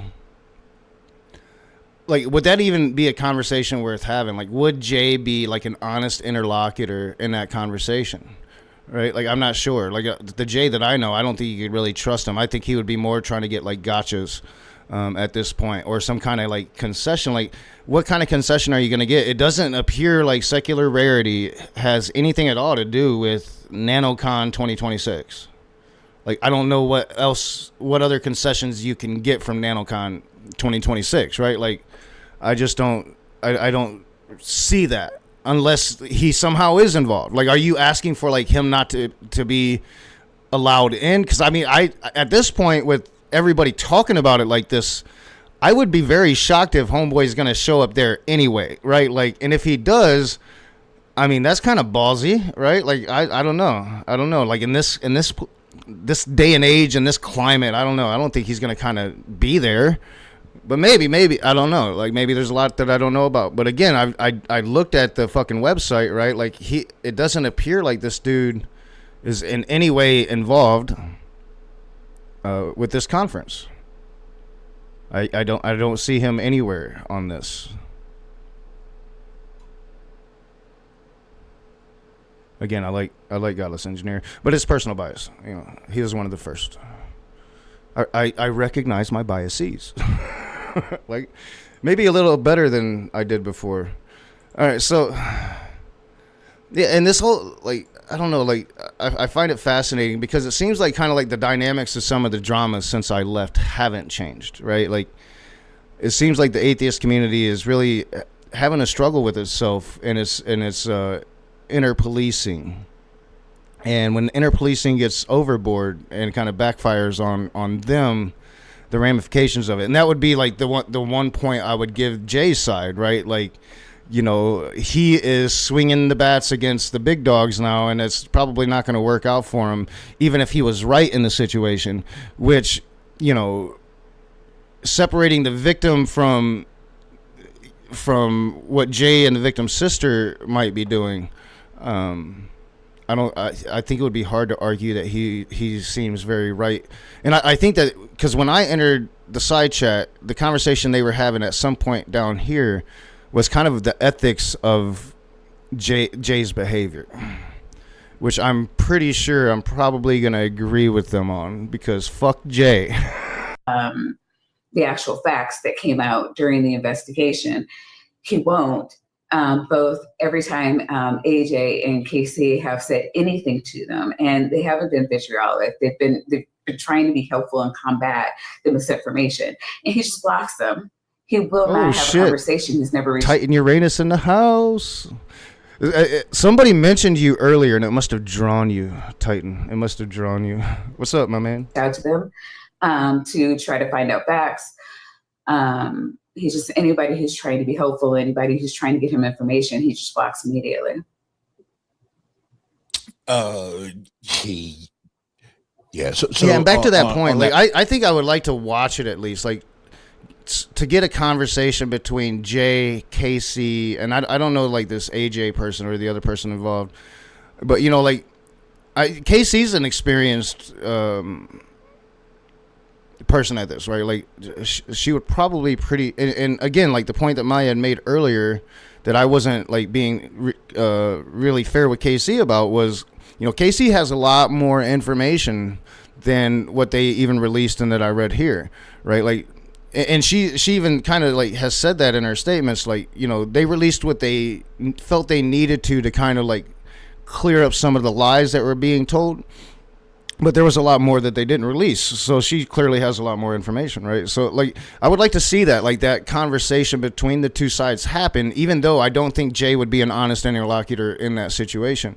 And of course, like, you have to take into account, like, you know, that side would be representing not themselves wholly, but, you know, probably true to themselves, but also representing the organization, NaNoCon 2026. So they would be arguing from as representatives of them. You would have to take all of that into account when this clusterfuck of a conversation would happen, because I'm pretty sure Jay, and I can't even knock him for it, because, you know, I do this myself, would intentionally make it a clusterfuck of a conversation. Point. Yeah, Jay. Well, I think I was very clear earlier where and I do tend to trust Oz's intuition. Me and him align on a lot. So like coming into this, you know, like it's easy for me to trust Oz's intuition on the situation itself, because I trust Oz. I've known Oz for years. So coming into this, being like, this was like really this was what made me think of the message on my post that I had gotten, you know, was seeing this stream here. And where I'm not going to bullshit, like where I'm at currently, but it has nothing to do with Jay, right? If anything, Oz and Maya. I've known both of them for years Jay now. And ask questions. Let's see. Yeah. That has led to me. You've been banned twice. Being banned twice while saying, like, bro, this is mind blowing to me, is that we, like, currently we share the same destination. Mm-hmm. Dude, you're not the first one that said this 150 hours thing. So that must be like a real thing. 150 hours? Holy shit. Fuck, did I even put 150 hours in a Smokey Saint? That was like over 2 years. God damn. 100, like, that must be like, because you are not the first person that has told me that. Like, holy shit. Yet, for whatever reason, your methodology, I don't know, I might have had around 150 hours, but 2 years. Fucked something up. I don't even know, right?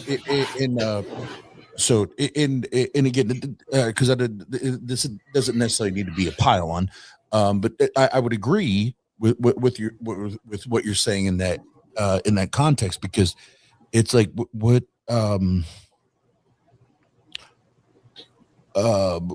damn, Jay streams for 10 plus hours some days. I mean, I've done it with like video games, and I've done it with conversations like open rooms. I think my longest open room was like somewhere around 13 hours. But like just talking myself for 10 hours, like that's some Hasanabi shit, man. Respect. Wait though, how can he be like a professor? Right, wait a minute. How can he be a professor? You know, how can he be a professor if he's streaming for 10 hours? It's from Rocky. It's a Rocky quote. If he dies, he dies, right? I think this should be around, right around here. Because people are trying to get me fired for saying that. All right, people no, maybe he already talked about it. These people are saying... so wait, like somewhere in the stream, like he's talking about like all the classes he teaches, and you know, he's come to the end of the semester and now he has extra time, so he's working another job. Like, how is he doing all of that if he's streaming 10 hours a day? Like, or if he's streaming for 10 hours at a time? Like, man, what the fuck? This dude must have some uber stamina. So, like, I just subscribed. Let's not go there. Let's go here. I just subscribed. Y'all are really seeing my ADHD play. It's fucking crazy. This is how I research. Like, this is real life.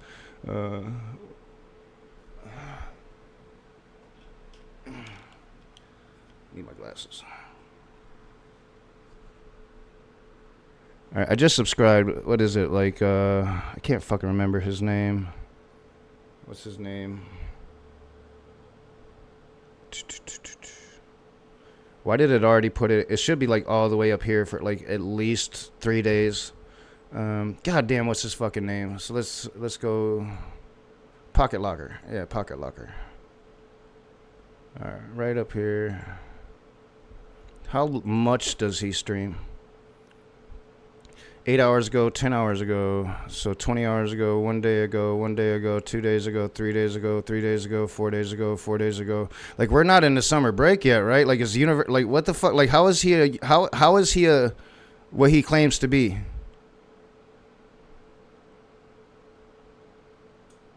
I mean, they're not all like 10 hours though, so you can take, but still, like, dude is like streaming like every day. I mean, I do that, but I basically a loser, right? Like, I work shitty jobs. Like, I don't know, I think if I was like a professor or something, I would, it was always an argument against Joe. Like, you're not really a teacher. You just say you are. Oh, that's weird. Not saying he's not a teacher or not, but how does he do both? It doesn't make sense. Because, like, here he kind of lays out, like, he does all this fucking shit. He's trying to be, like, this respectable person. But in reality, all he's doing right here is kind of being a traitor to the atheist community that he's, like, kind of bitching about not being there for him, right? Like, he's kind of, like, reaching out to Christians to take down an atheist convention. And that just seems like some traitor-like bullshit. You know, like... I don't know, but I should have it like time marked where he was actually breaking down his credentials. But let's get back over here, and then we'll get back over there for a minute. And I guess I would ask anyone, like, what? Damn, what, is what Dr. Kip Davis? What's going on, my man? Man, I have all, like, big hitters up in the house. What's going on, Dr. Kip Davis? If I can speak right. Shit, I'm 26 people in here. Holy shit. I didn't do this to draw a crowd. I did this because I was interested. And now y'all got to experience my ADHD for what it truly is, because this fascinates me, bro. Like, I am fascinated. I am 100% all in on this, you know, without a doubt. What are y'all saying? So, misinterpretations. I've seen you around in the side chat. How are you doing? Holy shit. So, like... I can't quite remember the thumbnail, but the name of the stream is The Controversy Surrounding NaNoCon 2026, because I'm stupid. Like, I'm jumping into this not knowing anything. But that's the knock thing. So how are y'all doing? Man, a lot of people. I am 100% like invested in this fucking drama shit, man. Finally, drama that's not shit that I started, right? I can be an innocent bystander watching all of this, and I am fucking invested. Fuck Jay Bundy. You should go to NaNoCon 2026. Just be aware of the situation that you're putting yourself into. Nobody, you know, safeguard yourself as best you can in the situation that you're going to be in, and have a fun experience meeting fellow godless people. Don't cancel something because something might have happened. If something did happen, it needs to be investigated, and the motherfucker needs to be put away. That's kind of where I fucking land on it.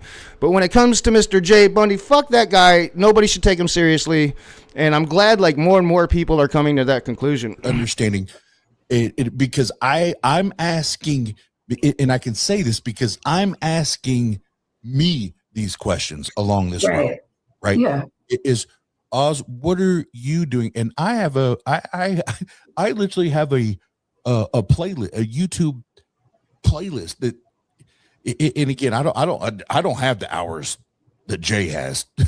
No, it's over 100 now, and yet nothing helpful. Nothing helpful. To just watching and streaming, and all that. But I have a play, and I as much as I can, you know, each day or every other day when I can, from either side, both sides of this conversation, I'm listening to, and I'm. Yeah, and that's one thing I can say about Oz is he is somebody that's going to try to listen to both sides and understand both sides, and he's going to come from his own perspective and his own personal experience, right? It's one of the things that I really find ingratiating about Oz is the fact that he, you know, as an atheist Zen Taoist, right, he is within his authentic self. I truly appreciate that about him. It's one of the things I've always appreciated that about him. He's not going to be kind of swayed by like bullying. He's not going to be swayed by like following where the tide blows. Like Oz is going to be Oz, and he's going to think the way Oz thinks. Yeah, and I truly like buy in that he probably took both sides into account here. It seems like he's taking the side of the victim, and was somehow attacked because, and I am popping. I still haven't found my fucking foam for my microphone. I need to go buy a new one because I'm popping and I breathe heavy. But it sounds like he was attacked because he wasn't doing it the way Jay wanted him to do it, right? And this lines up with the Jay that I knew, because Jay was attacking me for doing politics, left-wing politics, but not in the way that he thought I should be doing them. And again, fuck Jay. Paying attention. Why? And I always love it when even people even try to critique this. Mm-hmm. Oz, you always say you're a skeptic.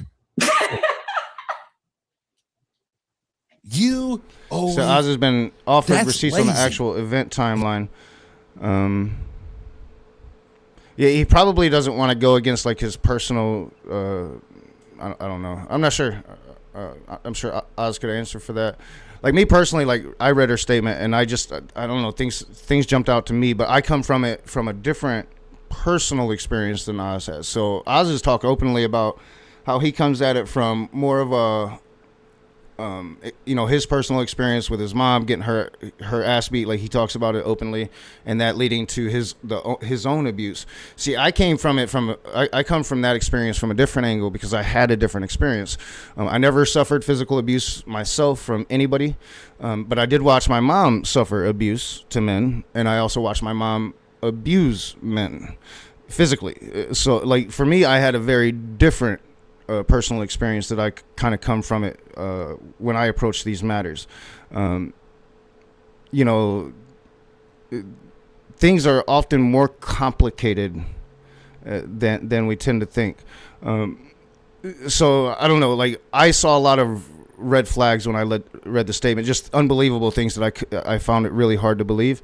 But again, as I pointed out earlier, to me, that doesn't take away from the fact that there could be possibly something that happened. Now, the more that I'm finding out, right, and I still like, there's still more in this video over here, and this person was supposedly an eyewitness to some of this, and as far as I'm understanding so far, she said that none of this really happened.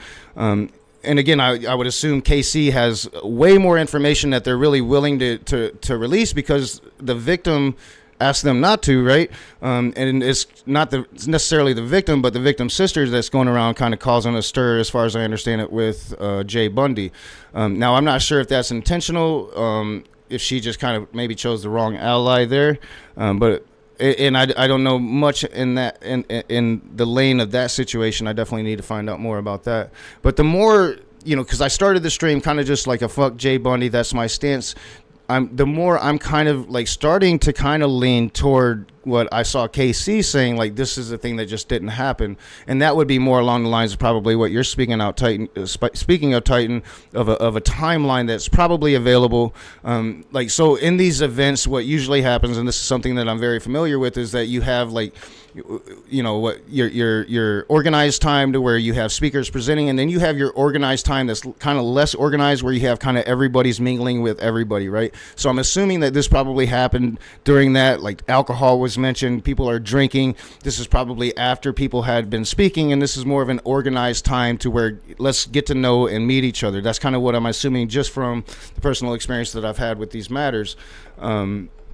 So usually like these organized events are usually policed in those manners. So what I'm taking is it's more along those lines in that time period, and this happened, and some of the things that happened, I'm personally like, all right, I don't really necessarily believe this part of it, but that doesn't take away from the fact that the incident might have happened. Now, if we have eyewitnesses saying like this person was with them and there's like a whole lot more, then of course, yeah, like KC, a person that would be organized with this event, is going to have a lot more information. And if that information has been started to be made aware of, then yeah, that would go a long way to start siding with KC. And the more that I'm being made aware of more information, the more I tend to be siding with the KC side of things as it is. It seems more like this is like some kind of let me fix myself. This seems like it's what my gut instinct was telling me from the very beginning. So, and I'll go back to it. Let me find it. So when I first came back streaming again, I've talked about it a few times now, I made a post about my other channel where I'm posting edited videos again, right? And it's a Mehdi Hassan video, right? And out of nowhere, I get, this is like day 2 of me fucking coming back, right? I get this, peace, hope your day is doing well. On July 25th, 2025, a female attendee was physically and sexually assaulted at NaNoCon. Now, and this person goes on to say that I am somehow associated with this NaNoCon, and I'm like, I don't even know what the fuck NaNoCon is. Like, my reply was, I have no idea what NaNoCon is, right? So that's how I became, like, aware of this. And then I saw Oz's stream, and so now, like, the more information that I'm getting, the more I'm kind of leaning towards, like, all right, we can probably start to draw conclusions, especially if there wasn't, and man, my volume is popping. I need to take that away. Especially if there's, like, like the police investigation did kind of finish up, and they kind of correlate like what maybe the internal investigation of the event itself is saying, then I say, like, we can probably wrap this up and move on, especially if the victim themselves is not moving forward with like a more aggressive police campaign or lawsuit civil campaign against the organization. If the victim themselves seems to want to keep this private, I think that should be honored, and I don't see like the controversy. So this seems more like a Jay Bundy situation than anything else. And if it comes to a Jay Bundy situation, I'm gonna fall on the side of not Jay Bundy, right? So that's kind of where I'm at right now. Like, if you have a timeline, I don't know really how you get a hold of me anymore, Titan, because nobody can. But like, if there's a way for like that to be made available to everybody, let people know in the side chat how to get there. Lazy? Do you know how much work goes into being a skeptic? A lot, right. A lot more than like yelling at somebody like, where's the receipts? Where's the evidence? Like, it's out there. Like, it is out there. And it takes a lot. It does. It really does take a lot. Like, we have Nancy's testimony, which was, I think, 17 pages. And then AJ's came out, she doubled it. But like, the things that I'm trying really hard not to come out with my own opinion on this matter, because I say this on my own channel. You are an eyewitness. When you tell me, and I tell somebody it's hearsay, if they don't go back to you or somebody that was an eyewitness or like that was into it, it's just gossip. So anything I say on this, I'm hearing from a secondary source, which makes it coming from me gossip, which is why I'm just very guarded against saying anything data related as it relates to what actually happened at NaNoCon. I wasn't there. Something happened with one of my friends, and I call her my friend because I don't know if you remember, but people in the chat will remember. She was one of the founding members of Java and Jugs.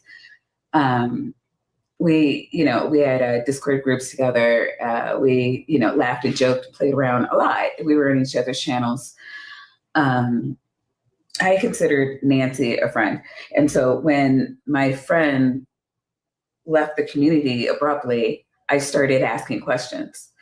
I asked a lot of, we didn't have all the evidence that we have today. See, I just don't know anybody, especially like Maya does, because Maya gets around, she always has, or like a person like Titan in the side chat does. I just don't know anybody anymore. So like these apostate sisters, I have no awareness of them. Again, like if something happened to this Nancy person, I hope she finds justice for that. And I hope she finds peace in herself to be able to overcome the trauma of it. It's going to be a long process. There are things in the story that don't make sense, but that's the human experience, right? And that is like not just the human experience, but the experiences we humans have, because a lot of the experiences we humans have just don't make sense. And that's why, like, I was very careful when I said, like, there's some things of the statement that I just don't believe, that doesn't mean I don't believe the victim, because I don't know, like, I don't know, I wasn't there. Now, if there's reason not to believe the victim, then that becomes apparent, or at least if there's reason not to believe some of the narratives coming out from a certain people. Again, you know, there's a campaign. Where's it at? It's right here. So there is a campaign to cancel this NaNoCon 2026. This is not just, you know, this is not just trying to like hold whoever is responsible for the violent act responsible, right? Like this is trying to like shut down an entire convention that's bringing, you know, humanists, skeptics, atheists together to not only like have, you know, like real life community, but to make connections with each other, right? Like you're trying, there's like this whole fucking concerted effort to shut this thing down, and I have always been against that kind of thing. Like, and this is like something like, if this was like a left-wing effort, I would like speak out wholeheartedly against it, because it's what turned the country against left-wing politics, right? Like it's what turned the country against us when we had them. We fucking had them. And like just petty ass fucking cancel culture bullshit turned them away. Like this needs to fucking stop. Like this needs to fucking stop. So like, it's about time, like, people are going to make a stand against some of these people doing this fucking bullshit. Like, this, like, especially when it comes to the godless community, as I said earlier, and I haven't said enough in the stream, like, when it comes to being a godless person, especially when it comes to being a baby godless person, a baby atheist, right? And you're coming out of that fucking brainwashing that often includes very bad politics involved with it.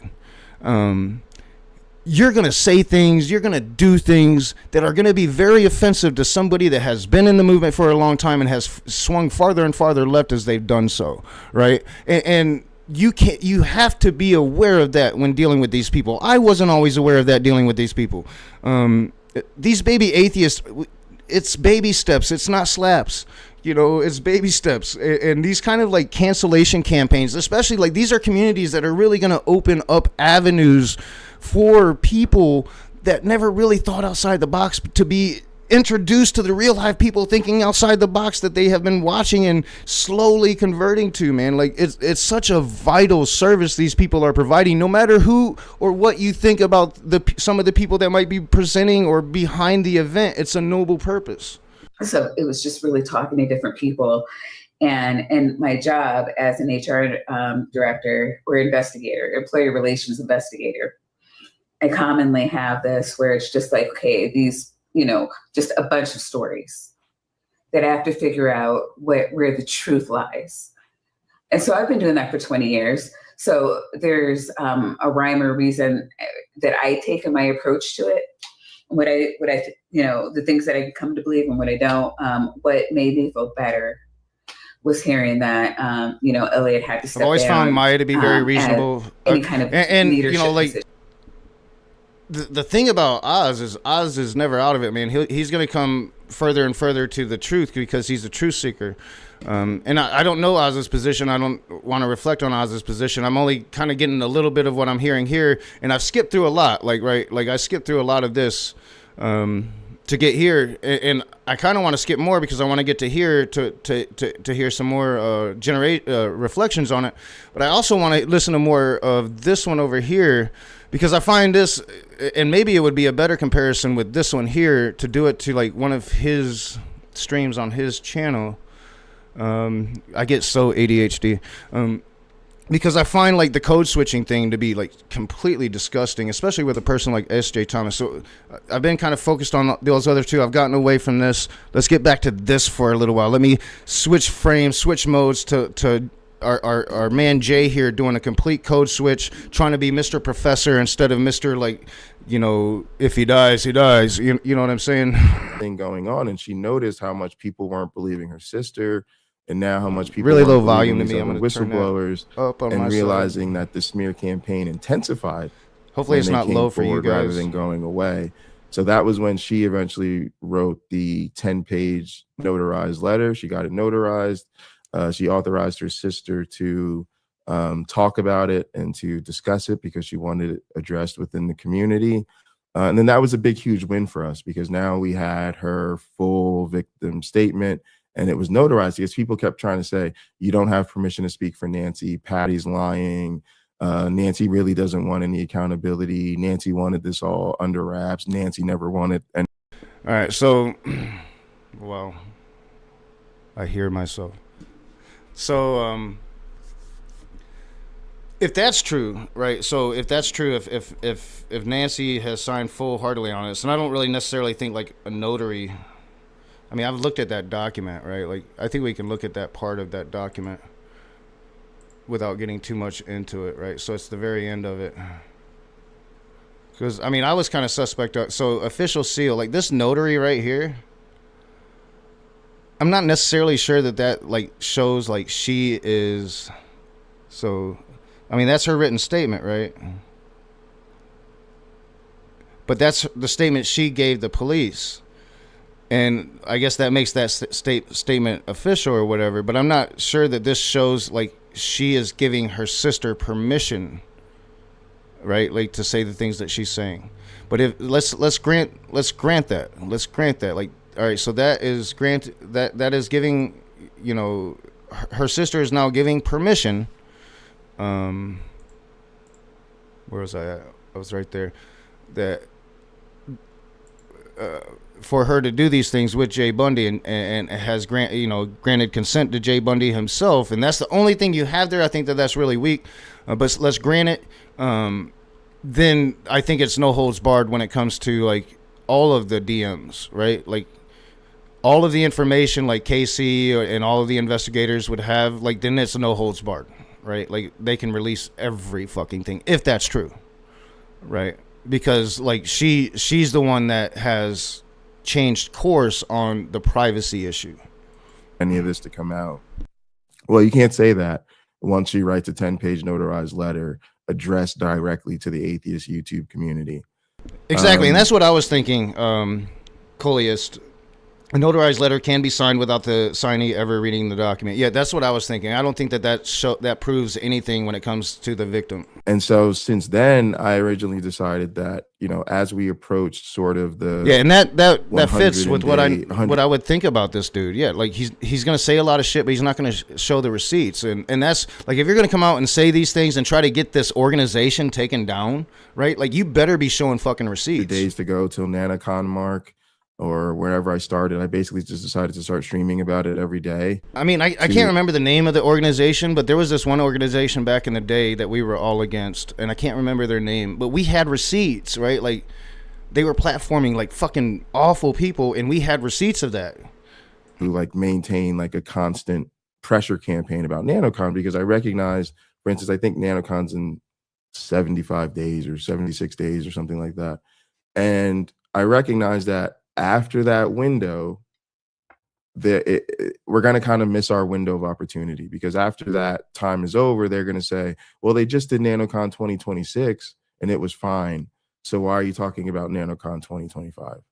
Or they'll say, we just did NaNoCon. And well, it might be fine. It might not, you know, and if it's not, if there are incidents that happen, you know, like having something like to draw from the past. So right, you know, maybe a lot of people were entering with the false assumptions that the victim seemed to enter with and writes to herself, like, you know, you have this false assumption like the secular humanist community is going to be different than other communities you've been introduced into, and that's an assumption, and it's a false assumption.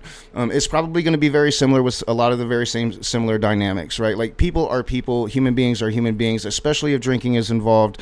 Safeguard your fucking self. Don't make these assumptions. And hopefully, you know, if some of these assumptions were being made within the organization, now they have this experience to draw from and maybe hopefully safeguard against it a little better than before. It was fine for 2026, and there isn't another NaNoCon for another year.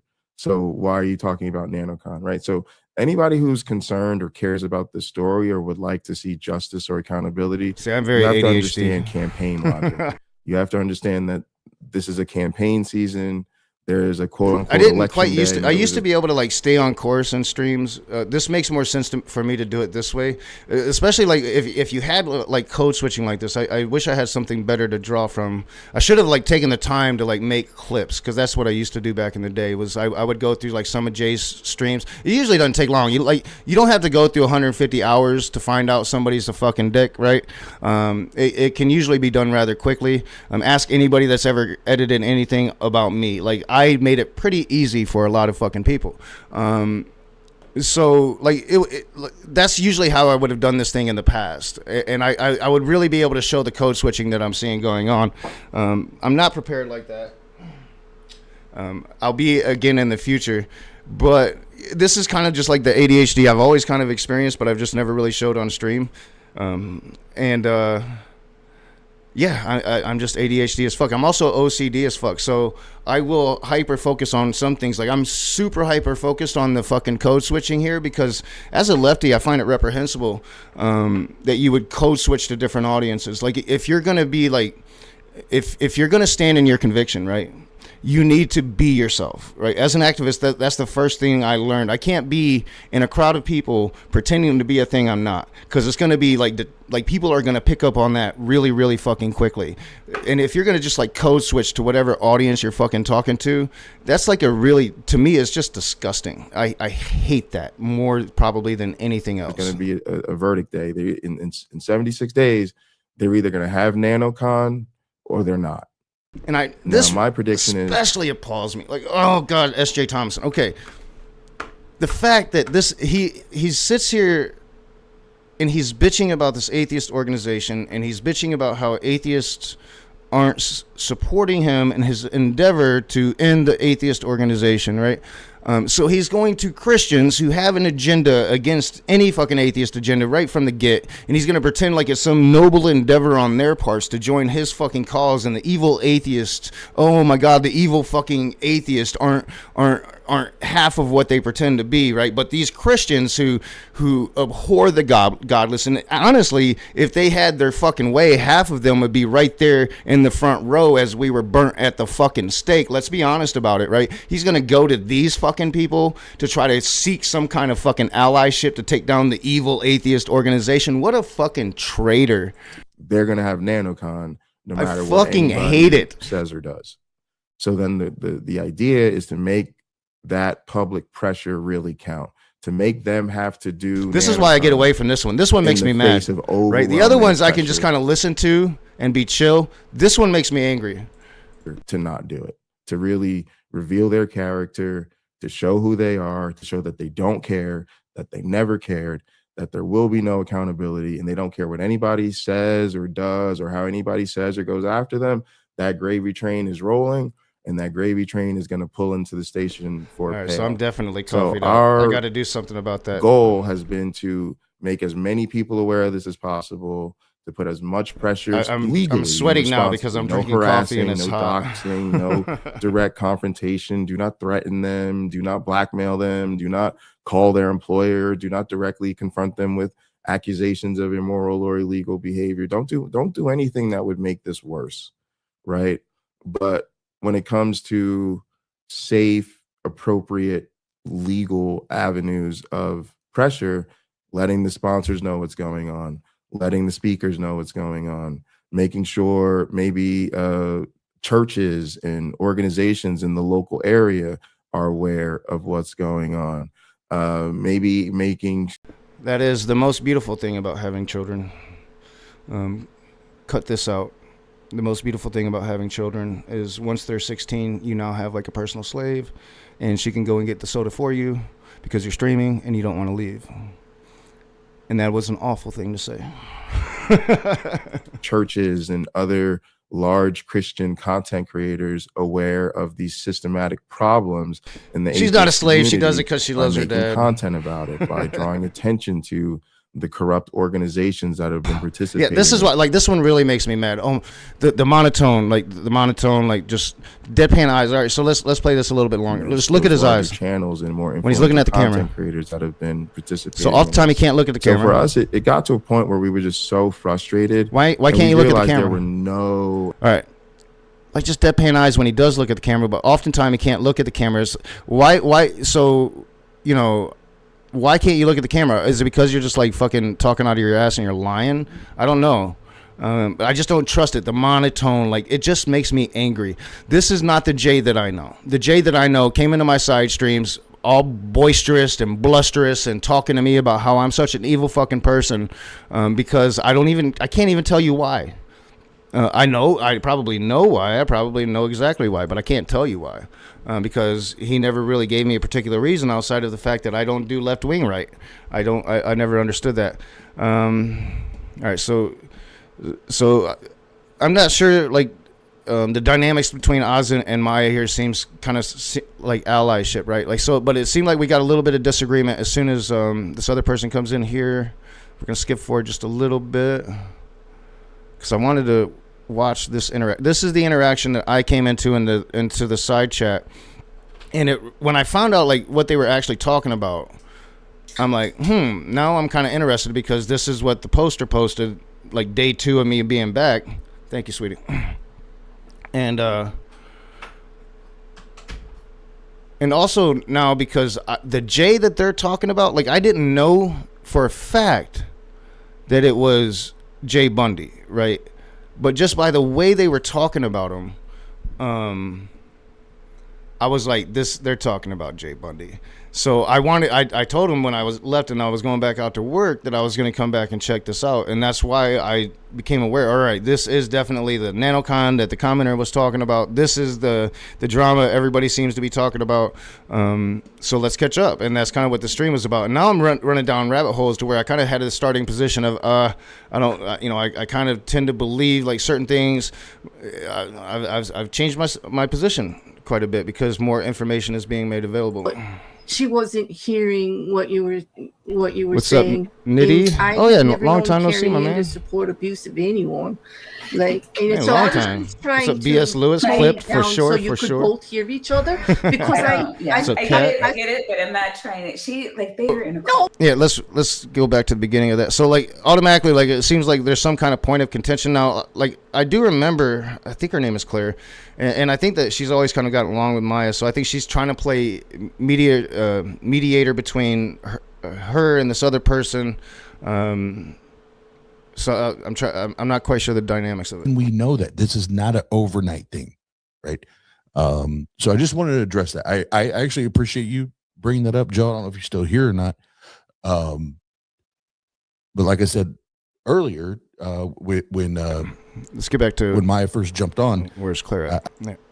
I don't know. White person just trying to it's a long stream. It's a long stream. I should have this in mind. That is how it feels. It really. I'm not saying you are, but yeah, so there's a point of contention at first. Say or do, but it seems like they start really talking about some of the inner dynamics. Claire, thanks for being patient. Some of the things going on here. It's no problem. I don't have a bone in any fight here. Well, but Maya, I did want to say, if I came off as tone policing you, it wasn't my intent.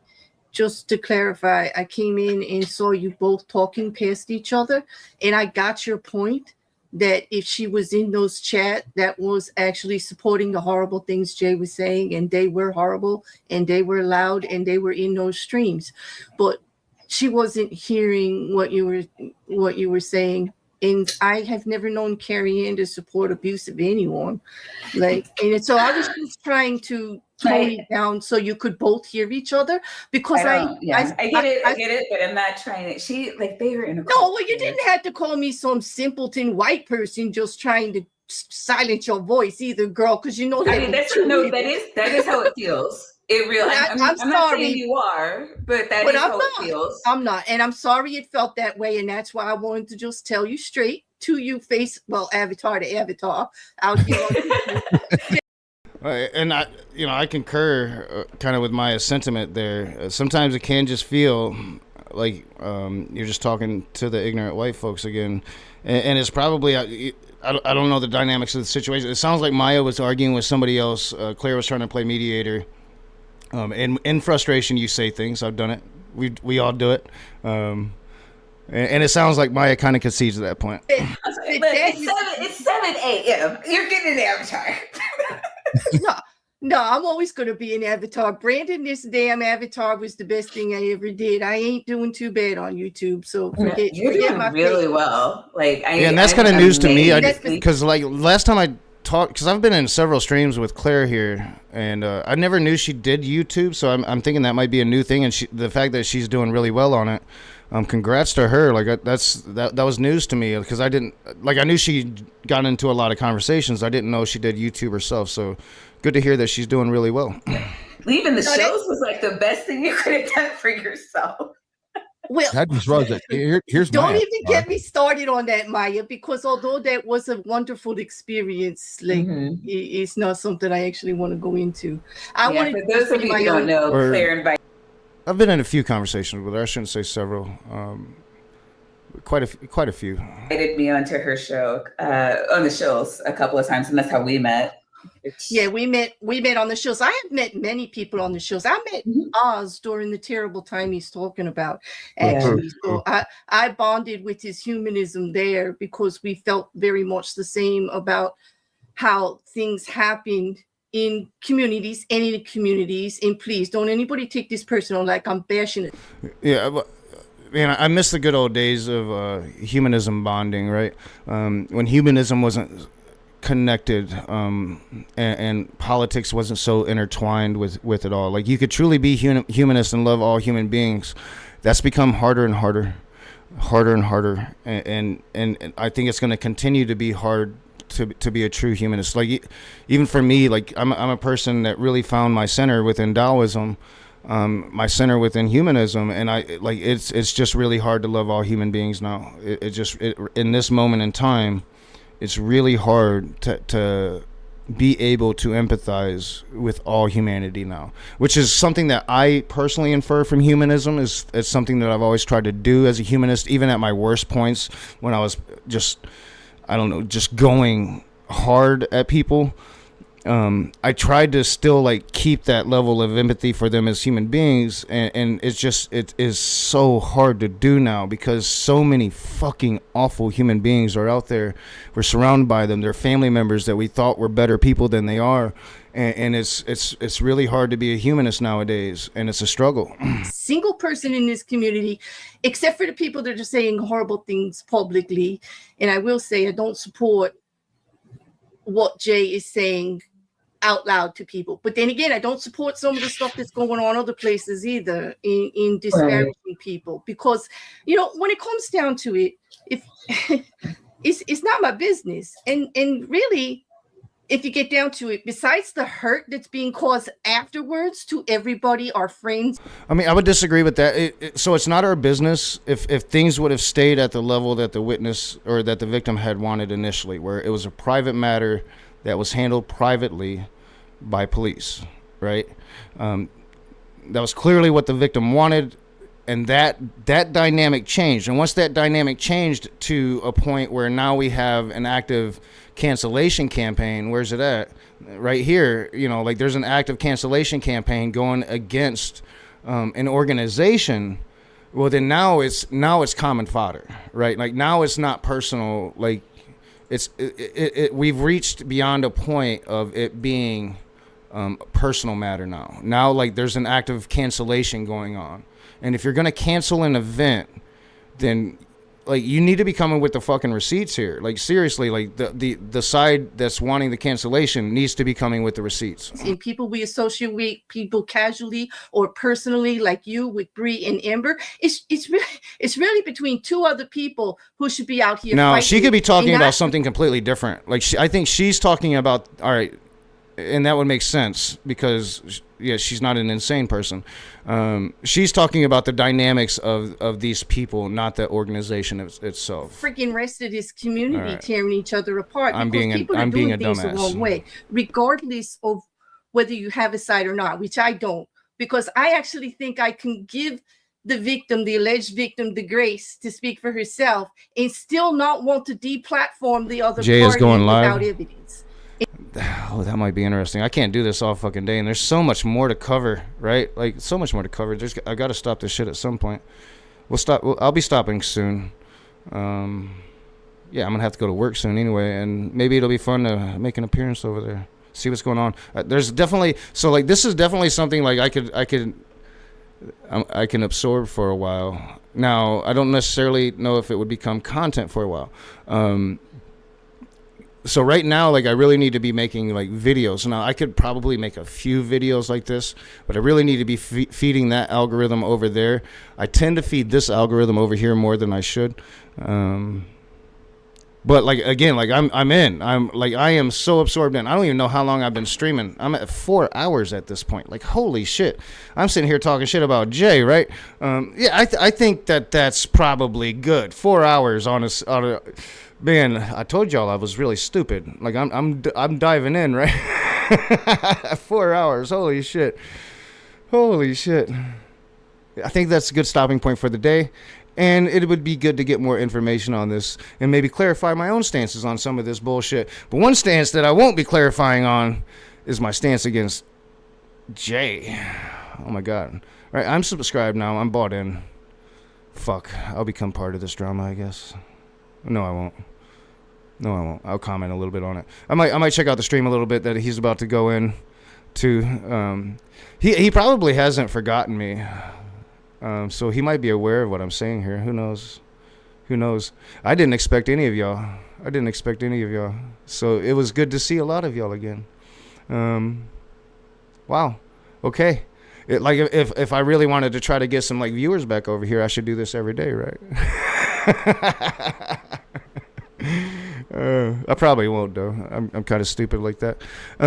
Very fascinating shit going on. Now again, so to reiterate, like if something did happen to this victim, it's horrible, especially like, all right, as unbelievable as I find some of the claims within the statement. Like let's say that if it happened is exactly as she says it happened, it's really a horrible fucking event.